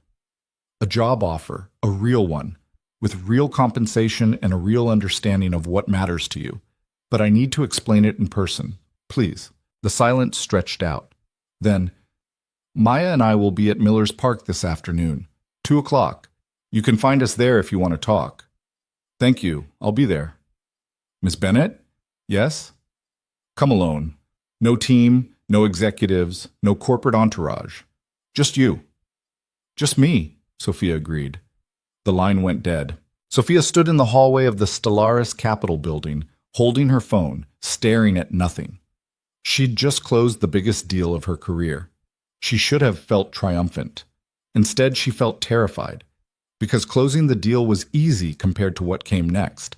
She had to drive back to Cedar Hollow, find a man she'd humiliated, and convince him to rejoin the corporate world he'd intentionally left behind. And she had to do it without insulting him, without condescending to him, and without making assumptions about what he wanted or needed. For the first time in her career, Sophia Bennett couldn't rely on confidence or strategy or carefully rehearsed pitches. She had to rely on honesty, and she had absolutely no idea if that would be enough. Sophia landed back at Denver International at noon, rented a car, and started the 2-hour drive to Cedar Hollow with nothing but her phone, her wallet, and a growing sense that she was about to fail at something that actually mattered. The rental was a silver Lexus sedan, the kind of car that screamed corporate executive trying too hard. She considered switching it for something less obvious, but there wasn't time. By 1:45 p.m., she was pulling into Cedar Hollow, following GPS directions to Miller's Park, a place she'd never heard of and had no reason to know existed. The park turned out to be a modest stretch of grass and playground equipment on the edge of town, backed by woods and fronted by a parking lot with maybe 10 spaces. 3 were occupied. Sophia pulled into the 4th and sat there for a moment, watching through the windshield as a small figure in a purple jacket pumped her legs on a swing set, her stuffed rabbit sitting in the wood chips below. Maya. And standing beside the swings, one hand ready to catch his daughter if she fell, was Ethan Brooks. Sophia checked her reflection in the rearview mirror. She looked exactly like what she was, exhausted, uncertain, running on fumes and desperation. She'd changed out of her business suit on the plane, opting for jeans and a sweater, trying to look approachable instead of corporate. But looking at herself now, she just looked like someone playing dress-up. She got out of the car. Ethan noticed her immediately. He said something to Maya, who looked over at Sophia with open curiosity, then went back to swinging. Ethan walked toward the parking lot, stopping about 10 feet away. "You came," he said. No inflection, just a statement of fact. "I said I would." "People say a lot of things." Sophia nodded, accepting that. "Is it okay if we talk? Or would you rather I just leave?" Ethan glanced back at Maya, who was now singing to herself on the swing. "We can talk, but not for long. Maya's got a play date at 3:30. I'll be quick." "You drove 2 hours to be quick?" "I drove 2 hours because what I need to say matters, and you deserve to hear it in person." Ethan studied her for a moment, then gestured toward a picnic table near the playground. They walked over and sat across from each other, the worn wood between them feeling like a negotiating table at the strangest business meeting Sophia had ever attended. "The deal closed," Sophia said. "The acquisition went through. Stellaris Capital approved everything." "Congratulations." "Thank you. But there's a condition. Robert Chen, the managing partner, he made the deal contingent on something specific." Ethan waited, his face giving away nothing. "He wants me to hire you," Sophia said, "as Director of Operations and Risk Management, full executive compensation, benefits, whatever schedule flexibility you need. He said if I can't get you to say yes within 30 days, the deal falls apart." For the first time since she'd arrived, something shifted in Ethan's expression. Not quite surprise, but close. "He called you this morning," Ethan said slowly. "Didn't he?" Chen called to ask about last night. "He called Captain Mercer. Mercer told him everything. About the fog warning, about me dismissing you, about you driving us to Oak Ridge anyway. And then Chen had his people run a background check on you." "Of course he did." "He was impressed. By your resume, by your choices, by the fact that you gave up a high-paying career to raise your daughter. He said that's the kind of person he wants involved in companies he invests in." Ethan looked over at Maya, who'd abandoned the swings and was now digging in the wood chips with a stick, talking to her rabbit about buried treasure. "So he's making you hire me to prove you can recognize talent?" "Something like that. But also because he thinks you have skills my company genuinely needs. Operational expertise, risk assessment, crisis management. He's not wrong." "And what do you think?" The question was simple, but Sophia felt the weight behind it. This wasn't about Chen's opinion or the acquisition terms. This was about whether Sophia herself believed Ethan belonged on her team, or whether she was just checking a box to save her deal. "I think you're one of the smartest people I've ever met," Sophia said carefully. "I think you understand systems and patterns and risk in ways most executives fake their way through. I think you made a decision 3 years ago that most people would consider career suicide, and you did it anyway because you knew what mattered. And I think if I'm being completely honest, I'm terrified of this conversation because I have no idea how to convince you to say yes." "Why would I say yes?" "I don't know. That's why I'm terrified." Ethan almost smiled. Almost. At least you're being honest. I'm trying to be. I spent my whole career pretending I had all the answers, pretending confidence was the same as competence. And then I met you, and you saw through that in about 30 seconds. It wasn't 30 seconds. It was more like 5. Now Sophia did smile despite everything. Even worse.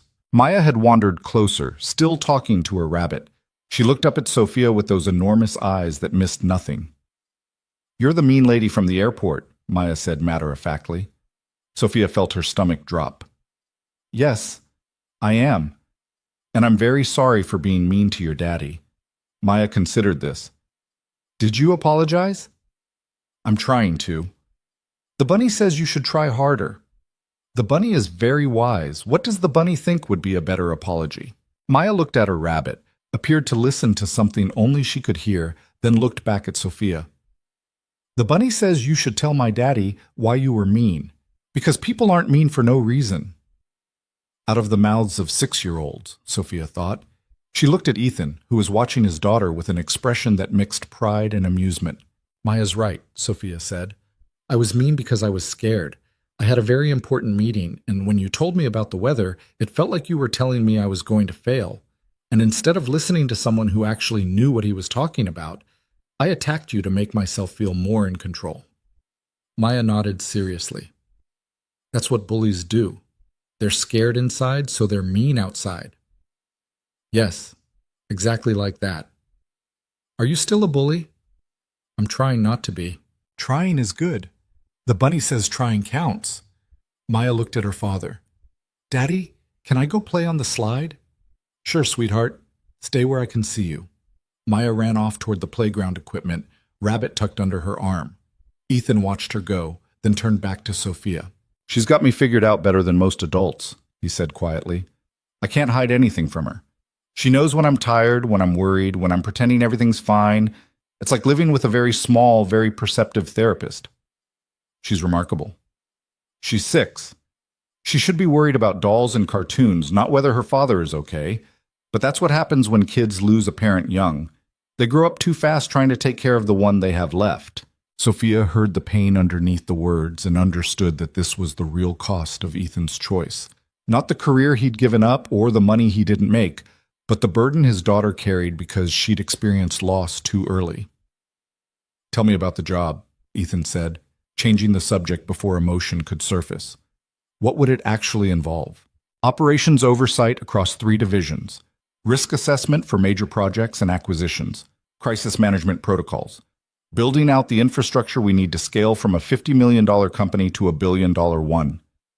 Sophia paused. "But I'm not going to pretend I know exactly what the role looks like. I've never built a position around someone's life circumstances before. So I need you to tell me what would make it work. What would make it possible for you to say yes without sacrificing what matters?" Ethan was quiet for a long moment, watching Maya climb the slide ladder. "I work 8 to 4, Monday through Friday. No weekends unless it's a genuine emergency, and we define genuine emergency very carefully beforehand. No business travel that requires overnight stays. I need to be home when Maya goes to bed and be there when she wakes up." "Okay. I work remotely 3 days a week. The other 2 days, if I need to be on site, there has to be accommodation for Maya. A quiet space where she can do homework or read while I'm in meetings. I'm not leaving her with strangers or in daycare for 10 hours. We can set up a family room in the office. Make it comfortable. Give her space to be a kid. I make decisions based on data and safety, not politics or optics. If I say something is too risky, I need you to actually listen instead of overruling me because it's inconvenient." "I will listen, I promise you that." "Promises are easy when you're trying to close a deal. I need structural accountability, regular check-ins, transparent communication, and the authority to stop projects that don't meet safety standards." Sophia pulled out her phone and started making notes. "What else?" "Salary needs to be enough that I can move Maya and me out of our apartment into something with a yard. She deserves a yard. Somewhere she can play outside without me worrying about traffic or neighbors who drink too much and yell at 2 in the morning." "What's the number?" Ethan told her. It was less than Sophia had expected, less than what she paid Marcus before she'd effectively fired him yesterday. But she could see in Ethan's face that asking for it cost him something, that naming a price for his expertise felt like a betrayal of the choice he'd made 3 years ago. "That's the base salary," Sophia said. "But you'd also get equity, bonuses tied to company performance, full benefits including health insurance that actually covers things. We'll structure it so you're compensated fairly for the value you bring." "I don't care about equity or bonuses." "You should, because if this company succeeds, if we build something real, you should benefit from that. Your daughter should benefit from that." Ethan looked at her steadily. "Why does this matter to you? And don't tell me it's because Chen made it a condition. Tell me the real reason." Sophia set down her phone. This was the moment, she realized. The moment where corporate polish wouldn't work, where strategy and negotiation tactics meant nothing. This was the moment that required the one thing she'd spent her career avoiding: vulnerability. "Because I'm 30 years old and I've already sacrificed things I can't get back," she said quietly. "I missed my sister's wedding because I had a board meeting. I missed my father's 70th birthday because I was closing a contract. I haven't been in a relationship that lasted more than 3 months because I don't have time for anything that doesn't advance my career. And I told myself that was okay, that it was necessary, that success required sacrifice." She looked over at Maya, now hanging upside down from the monkey bars, completely fearless. "And then I met you and your daughter, and I saw what real sacrifice looks like, what it means to give up everything for something that actually matters. And I realized I've been lying to myself about what success means." "So this is about your guilt?" "No. This is about recognizing that I've been building something empty, a company that makes money but doesn't care about the people making it. A culture where someone like Marcus can thrive by playing politics, while someone like you ends up coordinating baggage carts. And if I'm going to be the CEO, if I'm going to lead this company, I need people around me who understand that there's more to life than quarterly earnings." Ethan watched her for a long moment. "You're asking me to come back to the world I left, to put on a suit, sit in meetings, deal with executive politics and corporate bureaucracy. The same world that would have taken me away from Maya if I'd stayed. I'm asking you to help me build a different version of that world, one where you don't have to choose between being good at your job and being present for your daughter, where people like Amanda don't have to miss their kids' soccer games to prove they're committed, where success doesn't require sacrificing everything else that makes life worth living." That's ambitious. I know. Most companies talk about work-life balance and then expect you to answer emails at midnight. I'm not most companies, or at least, I'm trying not to be. Maya had finished with the monkey bars and was running back toward them, her rabbit bouncing in her grip. She stopped at the picnic table, breathing hard, her cheeks flushed. "Daddy, I'm thirsty." Ethan reached into the backpack at his feet and pulled out a juice box. Maya took it and immediately turned to Sophia. "Are you going to give my daddy a job?" Sophia glanced at Ethan, who gave a slight nod. "I'm trying to, but it's up to your daddy whether he wants it." "Is it a good job?" "I think so. But your daddy would know better than me what makes a job good." Maya turned to Ethan. "Is it a good job, Daddy?" "I don't know yet, sweetheart. That's what we're talking about. The bunny says you should ask if you can bring me to work sometimes, because jobs are better when families can be together." Ethan smiled, and for the first time since Sophia had arrived, she saw his face soften completely. "The bunny is very smart." "I know. That's why I listened to her." Maya took a long sip of her juice box, then looked at Sophia again.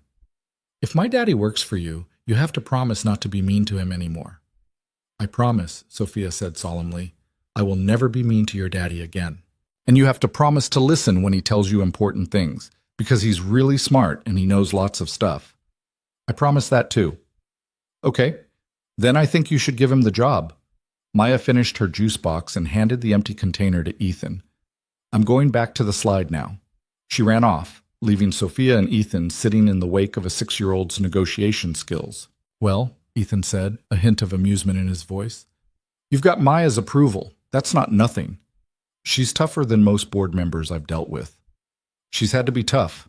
Lost her mother at 3, spent the last 3 years watching her father work a job he's overqualified for, living in an apartment where she can hear the neighbors fighting through the walls. She's learned to protect the people she loves. She shouldn't have to." "No, but she does anyway." Ethan looked out toward the playground, then back at Sophia. "If I say yes to this, And I'm not saying I am, but if I did, I need you to understand something. Maya comes first, always, every time. If there's a meeting and she's sick, I'm choosing her. If there's a deadline and she has a school play, I'm choosing her. If you need me to fly somewhere and it conflicts with her schedule, I'm choosing her. Are you prepared for that? Yes. You say that now, but when a crisis hits and I'm not available because I'm at a parent-teacher conference, you might feel differently. Then you'll have built systems that don't depend on one person being available 24/7. You'll have trained other people to handle crises. You'll have created redundancy and protocols and all the things good operations require, because that's what you're good at. Ethan tilted his head slightly, studying her. You've thought about this. I spent the entire flight from Denver thinking about this, thinking about what you'd say, what you'd need, what it would take to make this work. Because Chen was right. I need someone like you, not just to meet his conditions, but because I actually need the skills you have. I've been running a company on instinct and ambition, and it's worked until now, but it won't scale. I need someone who understands systems, who can build infrastructure, who can look at a weather pattern and predict what's coming before it hits. And you think I can do that? I know you can. I saw you do it. You predicted that fog down to the minute. You planned a backup route before anyone knew it was needed. You drove us through conditions that would have stopped most people, and you did it while keeping your daughter safe and comfortable. That's not luck. That's expertise. Ethan was quiet for a long moment. Sophia could see him processing, weighing, calculating the risks against the possibilities. She forced herself not to fill the silence, not to push or persuade. She'd said what she needed to say. The rest was up to him. I need time to think about it, Ethan said finally. And I need to talk to Maya. Really talk to her. Make sure she understands what it would mean. More changes, new routines, me being busier, even with the flexibility you're offering. How much time do you need? A week? Maybe 2. Sophia felt panic spike. Chen's deadline is 30 days from acquisition close. I understand the timeline, but this isn't a decision I'm making under pressure. If you need an answer today, the answer is no. If you're willing to wait while I make the right choice for my daughter and myself, then I'll give you a real answer when I'm ready. It was a test, Sophia realized. A test of whether she actually meant what she said about priorities, about family, about building something different. 2 weeks, Sophia said. Take all the time you need. I'll send over a formal offer letter with everything we discussed. You can review it, share it with whoever you want, ask questions, request changes. And when you're ready, you'll tell me yes or no. And if I say no, then I'll thank you for considering it and figure out another way to meet Chen's conditions.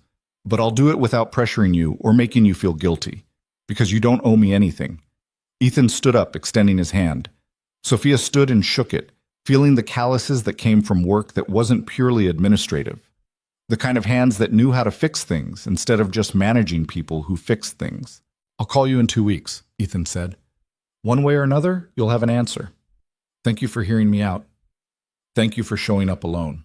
No team, no corporate pitch, just you. That mattered. Sophia nodded, not trusting herself to speak. She walked back to the rental car, aware of Ethan watching her go, aware of Maya's voice calling out something about the slide being slippery. She sat in the driver's seat and allowed herself 60 seconds to feel everything she'd been holding back, the fear that he'd say no, the understanding that she'd genuinely failed the first time they met, the strange grief of recognizing how empty her own life had become while she was busy calling it success.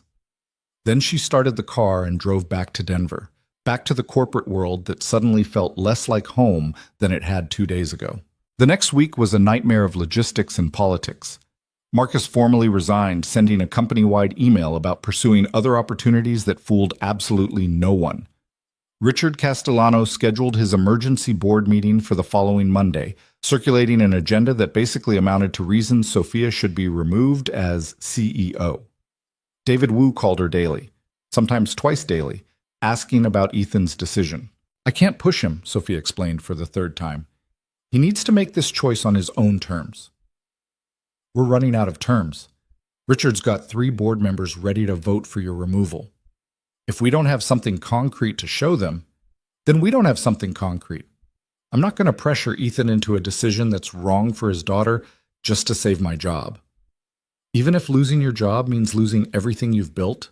Sophia thought about Ethan's words in the truck, about what mattered, about Maya drawing pictures while her father worked. Yeah, she said quietly. Even then. David was silent for a moment. Then, you've changed. I know. I'm not sure if it's going to save you or destroy you. Me either. The board meeting was scheduled for Monday at 2 p.m. By Sunday night, Sophia still hadn't heard from Ethan. She sat in her apartment, the acquisition documents spread across her dining room table, and accepted that she'd probably lose her position. Richard would make his case, the board would vote, and by Tuesday morning, someone else would be sitting in her office. And the strangest part was that it didn't feel like the end of the world anymore. Her phone rang at 7:30 p.m.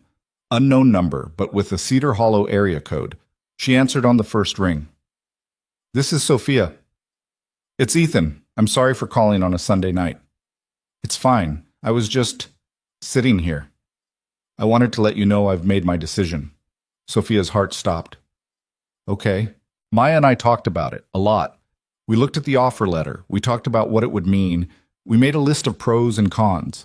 We even drew pictures of what our new life might look like. And she asked me one question that made the whole decision clear. What question? She asked if taking this job would make me happy. Not just whether it paid more money or gave us a better house or sounded impressive. She wanted to know if it would make me actually happy. Sophia waited, barely breathing. I thought about it for a long time, Ethan continued, and I realized that working at Cedar Hollow doesn't make me happy. It's safe, it's convenient, it keeps me close to Maya, but it's not fulfilling. I'm not using the skills I spent years developing. I'm not challenged. I'm not building anything. I'm just existing. Ethan, I'm saying yes, he said quietly. I'm saying yes to the job, to the challenge, to trying to build something different. But I need you to understand that I'm saying yes with conditions, with boundaries, with the understanding that if it doesn't work, I'll walk away without guilt. Sophia felt something break open in her chest. Relief, gratitude, hope, terror, all mixed together. I understand, and I promise you, we'll make it work. I need that in writing, not just the flexible schedule and the family room and the salary. I need the commitment that this company will actually be different, that we're building something where people don't have to choose between success and being present for their families. I'll put it in the employee handbook. I'll make it part of our culture. I'll fire anyone who pressures their teams to sacrifice family for deadlines. Good. Because I'm not just doing this for me. I'm doing it for Amanda and everyone else who's been told they can't have both. I want to prove that's a lie. When can you start? I need to give Cedar Hollow 2 weeks' notice. They've been good to me, and I won't leave them without transition time. After that, I'm yours. 2 weeks. I can work with that. Sophia? Yeah? Don't make me regret this. I won't. I promise you I won't. The line went dead. Sophia sat in her apartment, phone in her hand, feeling like she'd just been given a second chance at something she'd failed the first time. The next morning, she walked into the board meeting with David Wu and her legal team. Richard Castellano was already there, looking smug, his presentation queued up on the conference room screen. The chairman called the meeting to order. Richard, you called this meeting. The floor is yours. Richard stood, radiating confidence. Thank you. I'll keep this brief. Over the past 3 months, we've seen a pattern of questionable judgment from our CEO. Overspending on the Meridian contract, logistics failures during the supply chain disruption, and most recently, the near disaster in Cedar Hollow that almost cost us the Stellaris acquisition. He clicked to his first slide showing a timeline of events. Ms. Bennett ignored expert weather warnings, delayed her team's departure, and then made the impulsive decision to use unauthorized transportation with an unvetted driver. This kind of reckless decision-making is exactly why I opposed her appointment from the beginning. Sophia sat quietly, letting him talk. David looked at her, concerned, but she gave a small shake of her head. Richard continued for 10 minutes, building his case, citing examples, questioning her experience and judgment. When he finished, he turned to the board with a grave expression. I'm proposing we remove Ms. Bennett from the CEO position, effective immediately, and begin a search for more experienced leadership. Someone who has the maturity and judgment this company needs to scale successfully. The chairman looked at Sophia. Ms. Bennett, would you like to respond? Sophia stood, no presentation, no slides, just her and the truth. Richard is right about some things, she said. I did make mistakes in Cedar Hollow. I ignored a warning from someone who knew better than I did. I let pressure and fear override good judgment, and I treated a man with extraordinary expertise like he was worthless because he didn't fit my narrow definition of success. Richard's eyebrows rose. He clearly hadn't expected her to agree with him. But here's what Richard got wrong, Sophia continued. That situation didn't almost cost us the Stellaris acquisition. It secured it. Because the man I dismissed, Ethan Brooks, ended up saving our timeline, impressing Robert Chen, and demonstrating exactly the kind of operational expertise our company lacks. And as of this morning, he's agreed to join our executive team as Director of Operations and Risk Management. She pulled out her phone and forwarded the signed offer letter to the board. This was Chen's condition for closing the deal. He wanted proof that I could recognize talent and build a team that values substance over appearances. Ethan Brooks is that proof. The board members were scrolling through their phones, reading the offer letter. The chairman looked up, his expression shifting from concern to interest. Chen made the acquisition contingent on hiring this person specifically? Yes. He investigated Ethan's background, found someone with 8 years of high-level operations experience who chose his family over his career, and decided that's exactly the kind of person our company needs. And he's accepted? As of last night, yes. Richard was turning red. This is absurd. You're hiring a ground operations coordinator from a regional airport to an executive position? I'm hiring a former operations supervisor with certifications in risk management, crisis coordination, and aviation systems who made a personal sacrifice to raise his daughter and is now ready to bring that expertise to our company. At a salary that's probably less than what you spend on golf club memberships, Richard. That got a few laughs from other board members. Richard's face went darker. Furthermore, Sophia continued, I'm proposing a company-wide policy change. No more expectation that employees sacrifice family time for career advancement. No more midnight emails demanding immediate responses. No more pressure to choose between being good parents and being good employees. We're building systems that don't require people to destroy their personal lives to prove their professional worth. The chairman leaned forward. That's a significant cultural shift. It's a necessary one. We're losing talented people because they're forced to choose. We're creating a culture where only workaholics succeed, and then wondering why our turnover is so high. Ethan Brooks is the first step toward fixing that. Richard stood up. This is exactly what I'm talking about. She's making sweeping policy changes based on one conversation with one person. This is impulsive, emotional decision-making. No, Sophia said calmly. This is learning from failure and choosing to do better. You can call it impulsive, or you can call it adaptation. But either way, the Stellaris acquisition closes in 3 weeks. We've secured the executive talent Chen required, and we're building a company culture that might actually retain the people we hire. If that's grounds for removal, then vote me out. But at least be honest about why you're doing it. The room went silent. The chairman looked around the table, reading faces, assessing the room. I'd like to call for a vote, Richard said. Noted, the chairman replied. But first, I'd like to ask Ms. Bennett one more question. This new hire, Brooks, is he actually qualified for this position, or is this just about meeting Chen's conditions? Sophia thought about Ethan predicting the fog, navigating through impossible conditions, building a life around what mattered, while most people just talked about priorities. He's the most qualified person I've ever met, she said quietly. Not because of his resume, though that's impressive, but because he understands what Chen understood, that long-term success isn't about quarterly earnings. It's about building something sustainable, something human. And that requires people who've actually lived life instead of just managing spreadsheets. The chairman nodded slowly. All in favor of removing Ms. Bennett from the CEO position? 3 hands went up. Richard's and 2 of his allies. All opposed? 5 hands, including the chairman's. Motion fails. Ms. Bennett remains CEO. This meeting is adjourned. Richard stood abruptly and walked out, his allies following. The remaining board members approached Sophia, offering congratulations, asking questions about the Stellaris deal. But Sophia barely heard them. She was thinking about a phone call she needed to make, about a man who'd said yes despite every reason to say no, about a 6-year-old girl who'd asked if it would make her father happy. That night she called Ethan. "It's done," she said when he answered. "The board vote happened.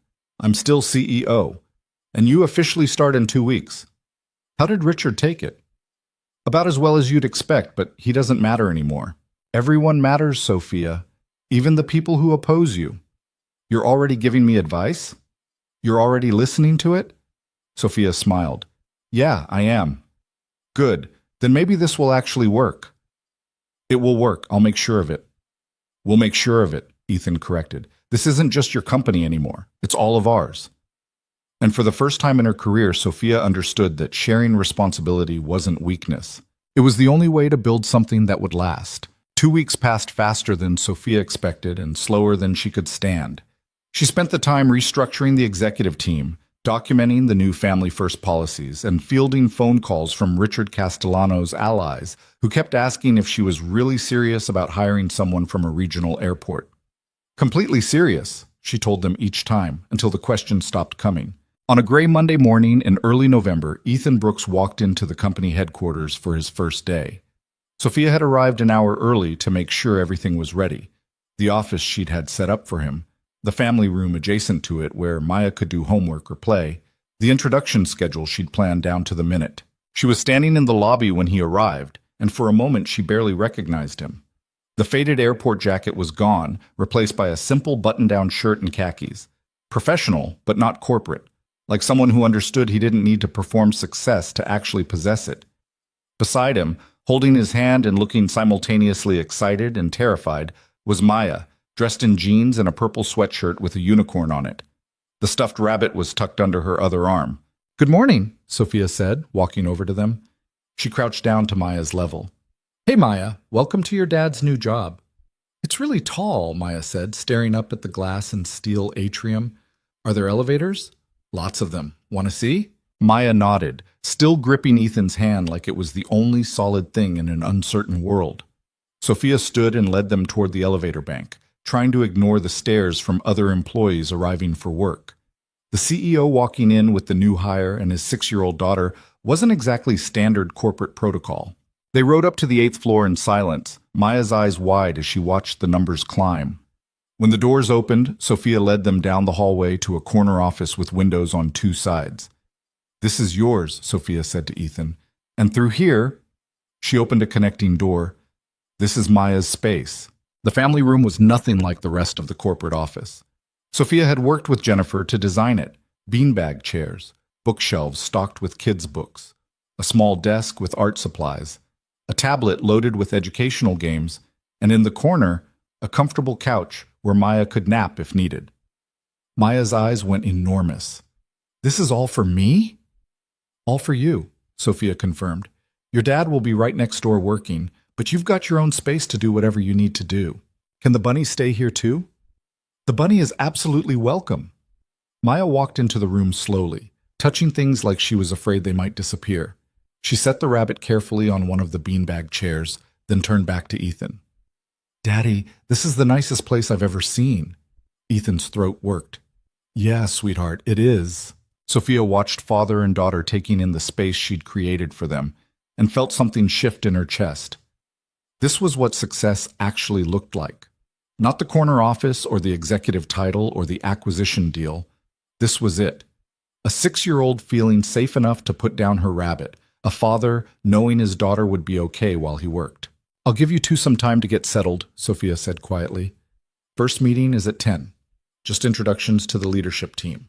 Maya's welcome to come if she wants, or she can hang out here. Whatever feels right." "Thank you," Ethan said, and the words carried weight that went beyond the office and the amenities.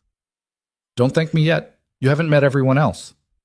Sophia left them and walked back to her own office, where Jennifer was waiting with coffee and a concerned expression. "The natives are restless," Jennifer said without preamble. "Half the executive team is confused about why we're hiring someone from outside the industry. The other half is confused about why there's a child's playroom on the executive floor." "Good. Let them be confused. We're doing introductions in 20 minutes. Is everyone assembled?" "Everyone except Amanda. She's running late. Something about her daughter's school." "Tell her to take her time. We'll wait." Jennifer raised an eyebrow. The old Sophia would have started without her and made a pointed comment about punctuality. The old Sophia was an idiot about a lot of things. At exactly 10:03 a.m., Amanda rushed into the conference room, breathless and apologetic. "I'm so sorry. My daughter forgot her science project, and I had to run it to school before—" "It's fine," Sophia interrupted. "Is she okay?" Amanda blinked, clearly expecting criticism. She's fine. Thank you. Good. Have a seat." The conference room held 8 people: Sophia, Jennifer, Amanda, David from legal, 3 division directors, and noticeably absent, Marcus. In his place sat Ethan Brooks, looking calm and slightly amused by the corporate formality of it all. "Everyone, this is Ethan Brooks, our new Director of Operations and Risk Management. Ethan comes to us with extensive experience in aviation operations, crisis coordination, and systems analysis.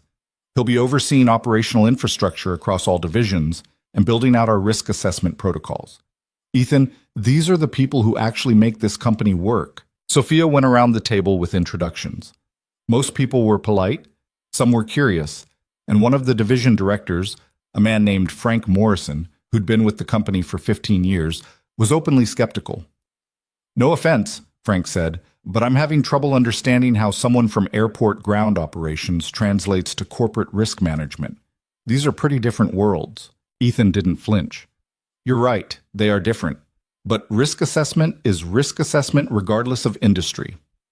In aviation, you're constantly evaluating weather systems, equipment failures, human factors, and logistical complications. You're building redundant systems because lives depend on getting it right. In corporate operations, you're evaluating market conditions, supply chain vulnerabilities, personnel risks, and project complications. The principles are identical. Identify potential failure points, build contingencies, and create systems that don't collapse when one thing goes wrong." Frank leaned back in his chair. "Okay, but have you ever managed a corporate division?" "No, but I've managed operations for a mid-size airline with 300 daily flights and 6,000 employees. I've coordinated emergency responses when equipment failed at 30,000 feet. I've built protocols that kept people safe during situations where one mistake could kill everyone involved. So no, I haven't managed a corporate division, but I've managed higher stakes situations than most people in this room will ever face." The conference room went quiet. Frank's skepticism shifted to something more like respect. "Fair enough," he said. Sophia let Ethan take the lead for the rest of the meeting, watching him explain his initial assessment plans, asking questions about each division's biggest operational challenges, taking notes in a worn notebook that looked like it had survived years of actual use. He didn't try to impress anyone or prove himself. He just worked the problem like someone who'd spent his career solving problems that actually mattered. The meeting ran 90 minutes. When it ended, Ethan excused himself to check on Maya. Sophia stayed behind with Jennifer and Amanda. "Well," Jennifer said, "he's definitely not Marcus." "Thank everything that's holy for that," Amanda added. "Did you see how he handled Frank? No ego, no defensiveness, just facts. When was the last time we had an executive who could do that?" "Never," Sophia said. "We've never had that." Over the next month, Ethan proved what Sophia had suspected, that expertise translated across industries when the fundamentals were sound. He identified bottlenecks in their supply chain that had been causing delays for months. He restructured their project management protocols to build in contingencies instead of assuming everything would go perfectly. He created risk assessment matrices that actually made sense instead of just looking impressive in presentations. And he did it all while leaving at 4 p.m. every single day to pick up Maya from the family room, walking out past executives who were just starting their second round of meetings. At first, people whispered. Sophia heard the comments about special treatment, about double standards, about whether someone who left at 4 could really be committed to the company. Then Frank Morrison's division hit a major crisis. A supplier bankruptcy threatened to shut down their entire production line, and Frank was ready to panic. Ethan spent 3 hours on a Saturday morning with Maya playing quietly in the family room, mapping out alternate suppliers, restructuring the timeline, and building a contingency plan that saved the project. The whispers stopped after that. 6 weeks after Ethan started, Sophia walked into the family room one afternoon to find Maya sitting at the small desk, working intently on something with markers and construction paper. The bunny sat propped against a stack of books, apparently supervising. What are you working on? Sophia asked. Maya looked up, marker in hand. A picture for you, for your office. For my office? Daddy says you don't have any pictures on your walls except boring business stuff, so I'm making you something better. Sophia sat down in one of the beanbag chairs. Can I see it when you're done? You can see it now, but it's not finished yet. Maya turned the paper around. It was a drawing of a road, 2 parallel lines with dashes down the middle. On one side of the road were dark clouds and lightning bolts. On the other side was a sun and what might have been flowers or possibly explosions. It was hard to tell. And in the middle of the road was a truck with 2 stick figures inside. That's the foggy road, Maya explained. The one Daddy drove you on when you needed help, see? This side is the scary fog, and this side is where you were trying to go. And this is Daddy and you in the truck. It's beautiful, Sophia said, and meant it. It's not done yet. I have to add the words on top. Maya picked up a purple marker and carefully wrote across the top of the page in letters that were more enthusiastic than accurate. Take the safe road. She held it up proudly. See? It's to remind you that sometimes the safe road isn't the easy road. Sometimes it's the hard road that someone smart knows how to drive on. Sophia felt her eyes burning. Where did you learn that? From Daddy. He says that all the time. He says lots of people take the easy road because it looks nice, but then they get lost. The safe road is the one where you listen to people who know better, even if they don't look important. Out of the mouths of 6-year-olds came wisdom that most adults spent lifetimes avoiding. Sophia took the drawing carefully, like it was something precious and fragile, which it was. Thank you, Maya. I'm going to hang this right next to my desk. Really? Even though it's just a kid drawing? Especially because it's a kid drawing. It's going to remind me of something really important. What? That the best advice doesn't always come from people in expensive suits. Maya nodded seriously, as if this was obvious. The bunny says that expensive suits are just clothes. They don't make people smart. The bunny is absolutely right. That night, Sophia had the drawing professionally framed, not because it needed to be professional, but because she wanted it to last. She hung it on the wall directly across from her desk, where she'd see it every time she looked up from her computer. The Stellaris acquisition closed on schedule. Robert Chen flew in for the final signing, and when he toured the offices, Sophia made sure he met Ethan and Maya. So you're the famous Ethan Brooks, Chen said, shaking his hand. The man who made this whole deal possible. I just drove through some fog, Ethan replied. Ms. Bennett did everything else. No, Chen said, looking at Sophia. You showed her what actually matters. That's worth more than driving. Chen noticed Maya's drawing on Sophia's wall and asked about it. Sophia explained, watching Chen's expression shift from polite interest to genuine engagement. Take the safe road, Chen read aloud. That's good advice for business. It's good advice for everything, Sophia said. 3 months after Ethan started, the company held its quarterly all-hands meeting. Sophia stood at the front of the room looking at 200 employees, feeling the weight of what she needed to say. We've made a lot of changes in the past few months, she began. New policies, new personnel, new ways of thinking about how we work. And I know some of you have been skeptical. Some of you have wondered if we're still serious about success, or if we've gone soft. She let that hang in the air for a moment. I want to tell you a story. 3 months ago, I stood in an airport and dismissed a man's expertise because he didn't look like what I thought success should look like. He warned me about dangerous weather, and I ignored him because he was wearing a work jacket and standing next to his daughter. I judged him based on appearances instead of listening to what he was actually saying. Sophia saw Ethan in the back of the room, standing beside Jennifer. He gave a small shake of his head. She didn't need to do this, but she continued anyway. That mistake almost cost me everything. It almost cost my team their careers. It almost cost us the biggest deal in company history. But that same man I'd dismissed decided to help us anyway. He drove us through fog that would have stopped most people, got us where we needed to go, and never once made me feel like I deserved the humiliation I'd earned. The room was completely silent. That man is now our director of operations, and he's the reason half the improvements we've made this quarter were even possible. But more importantly, he taught me something about what this company needs to become. We need to be a place where people don't have to choose between being good at their jobs and being present for their families. Where success isn't measured by how many hours you work, but by what you actually accomplish. Where expertise is valued regardless of what someone looks like or where they came from. What was right, Bharat? Sophia looked directly at Ethan. We're building something different here, something that actually works for real people with real lives. And if that makes us soft in some people's eyes, then I guess we're soft. But we're also profitable, growing, and actually retaining talented people instead of burning them out. She turned back to the larger audience. So here's the new deal. Work your hours, do excellent work, and then go home to your families. Don't apologize for leaving on time. Don't feel guilty about taking your kids to doctor's appointments. Don't sacrifice your personal lives to prove your professional worth. Because I tried that version of success, and it was empty.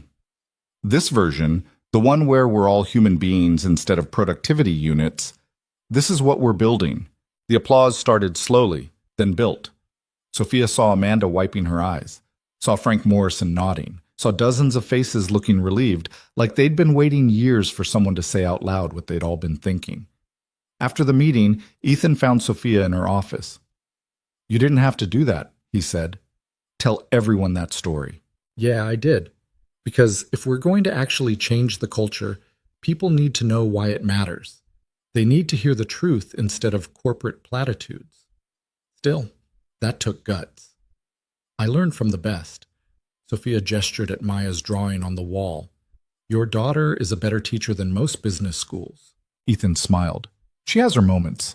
Speaking of which, she wants to know if you'll come to her school play next week. They're doing some kind of forest animal thing, and she's playing a rabbit. She thought you should see it since you like her bunny so much. Sophia felt something catch in her throat. She wants me to come to her play? Only if you're free, no pressure. What day? Thursday at 2 p.m. Thursday at 2 p.m., Sophia had a standing meeting with the finance division to review quarterly projections. It was on her calendar, had been scheduled for 6 weeks, and involved 8 people's coordinated schedules. The old Sophia would have said she couldn't make it, would have sent a nice note and maybe a gift card, would have prioritized the meeting because that's what executives did. The new Sophia looked at Ethan and said, I'll be there. Text me the address. She rescheduled the finance meeting. Nobody complained. In fact, when she explained why, that she was attending her director of operations' daughter's school play, several people said they wished more executives made choices like that. The school play was exactly what Sophia expected. Enthusiastic children in homemade costumes, forgotten lines, at least 3 kids picking their noses on stage, and Maya in rabbit ears that kept sliding sideways, delivering her single line with intense concentration. I am a rabbit, and I live in the forest. Sophia sat in the folding chair between Ethan and a row of other parents, watching this chaotic display of childhood, and felt something she hadn't felt in years. Peace. Not the absence of stress, but the presence of something that actually mattered. After the play, Maya ran up to them, rabbit ears askew, face flushed with excitement. Did you see me? Did you see my line? You were perfect, Sophia said. Best rabbit in the whole forest. Did you take pictures? So many pictures. Maya threw her arms around Sophia's waist in an unexpected hug, and Sophia froze for a moment before hugging back. When was the last time someone had hugged her spontaneously, without wanting something, without performing gratitude for professional reasons? She couldn't remember. Thank you for coming, Maya whispered. Daddy said you're really busy and important, but you came anyway. I'll always come when you invite me, Sophia said, and meant it. 6 months after Ethan started, Richard Castellano resigned from the board. His resignation letter was brief and professional, citing a desire to focus on other ventures. But Sophia heard through Jennifer that he'd been quietly pushed out by other board members who were tired of his constant opposition to changes that were clearly working.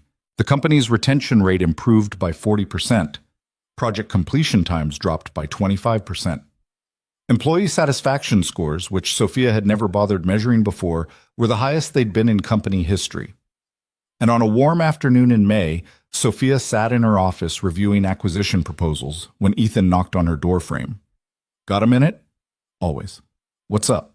Ethan came in and sat down across from her desk. Maya and I are moving this weekend. Found a house with a yard like I wanted. It's about 20 minutes from here, good school district, quiet neighborhood. That's great. Need any help with the move? Actually, Maya wanted to know if you'd come to the housewarming. Nothing fancy, just burgers on the grill and some of the neighbors. But she made me promise to ask. Sophia smiled. Tell her I wouldn't miss it. She also wanted me to give you something. Ethan pulled a folded piece of paper from his pocket and handed it to Sophia. It was another drawing, this one showing a house with a yard, flowers that might have been roses or possibly tennis balls, and 3 stick figures, one tall, one small, and one medium-sized with what appeared to be a briefcase. Across the top, in Maya's careful printing, "New beginnings are good." "She's been practicing her writing," Ethan said. "Wanted to make sure you could read it this time." "It's perfect." Sophia looked up at him. "How are you doing?" "Really? Is this working the way you needed it to work?" Ethan was quiet for a moment, considering the question seriously. "It's harder than I expected in some ways, easier in others. The work challenges me in ways I'd forgotten I needed, but I also still make it to every parent-teacher conference, every school play, every bedtime. So yeah, it's working, because you kept your promises. You're the one doing the hard part, balancing everything. We're all doing the hard part, you included. I've watched you turn down late meetings, push back on weekend conference calls, actually enforce the boundaries you set. That's not easy when you're used to being available 24/7. I learned from the best, Sophia said again, and then, because it needed to be said, thank you for taking the risk, for trusting me when I hadn't earned it yet, for showing me what actually matters. You would have figured it out eventually. Maybe, but I wouldn't have figured it out in time to save what I was building. You gave me that. Ethan stood to leave, then paused at the door. Sophia? Yeah? That drawing Maya gave you, the one about the safe road, she told me something about it that I don't think she told you. What? She said she drew it because she wanted you to remember that you didn't have to know everything to be a good leader. You just had to know who to listen to when you didn't know the answers. Sophia felt tears threatening and forced them back. 6 years old and she's wiser than most people I know. She's had to be.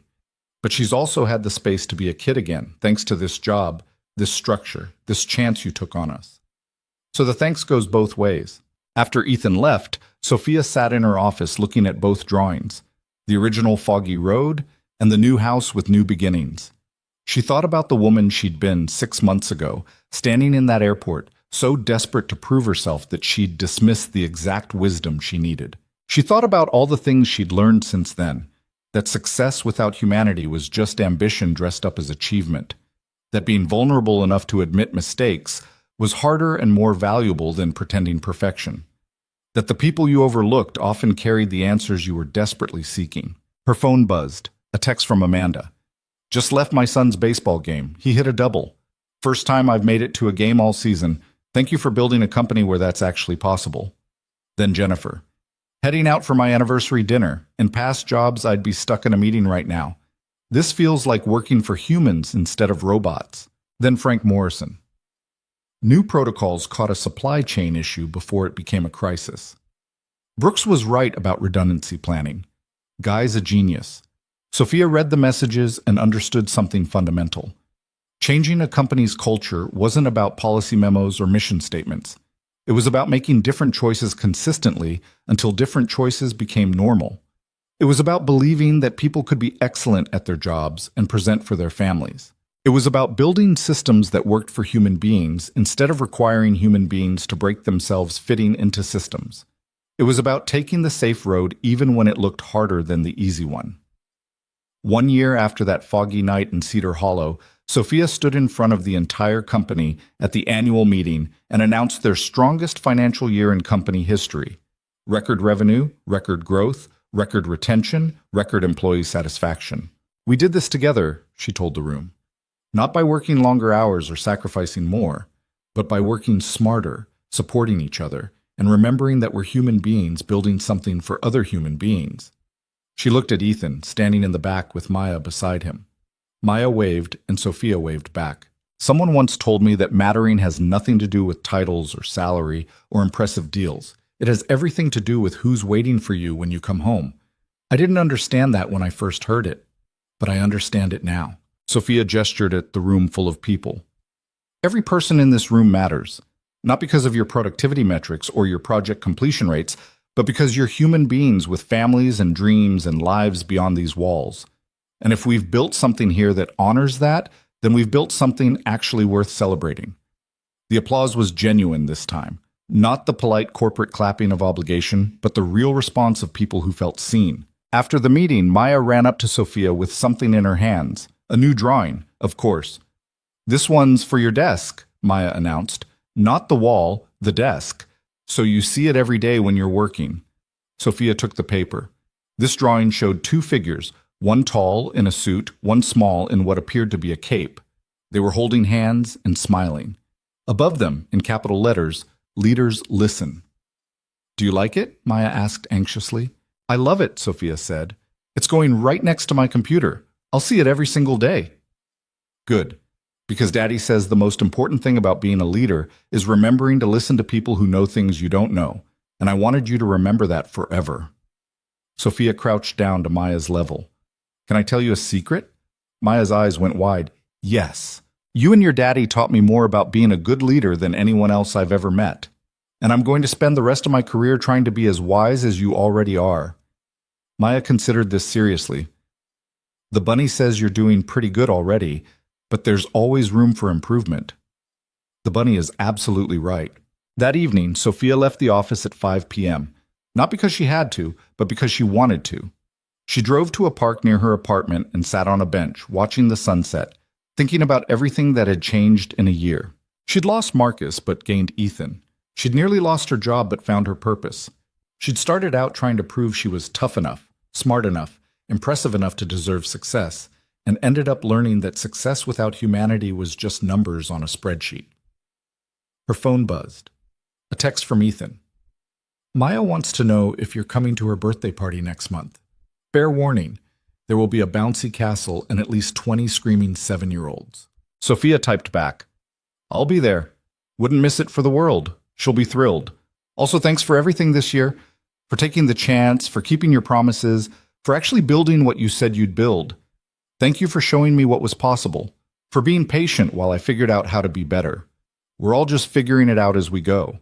The trick is being willing to learn." Sophia set down her phone and looked at the sunset, at the sky turning colors she rarely took time to notice, and thought about the safe road that had looked so dangerous a year ago. The road that required admitting you were wrong, accepting help from people you'd dismissed, rebuilding everything you thought you knew about success. The road that led here, to a company that actually worked for human beings, to relationships that mattered beyond quarterly earnings, to a 6-year-old's wisdom hanging on your office wall. Somewhere in Cedar Hollow, that fog was probably rolling into the valley again, making the runway disappear, grounding flights, and forcing people to find alternate routes. But Sophia wasn't afraid of fog anymore. She'd learned to listen to people who knew how to navigate it. She'd learned that the safe road wasn't always the easy road, but it was always the one that got you home to what mattered. And she'd learned that sometimes the people you underestimate end up saving you from yourself. That was worth more than any billion-dollar deal could ever be.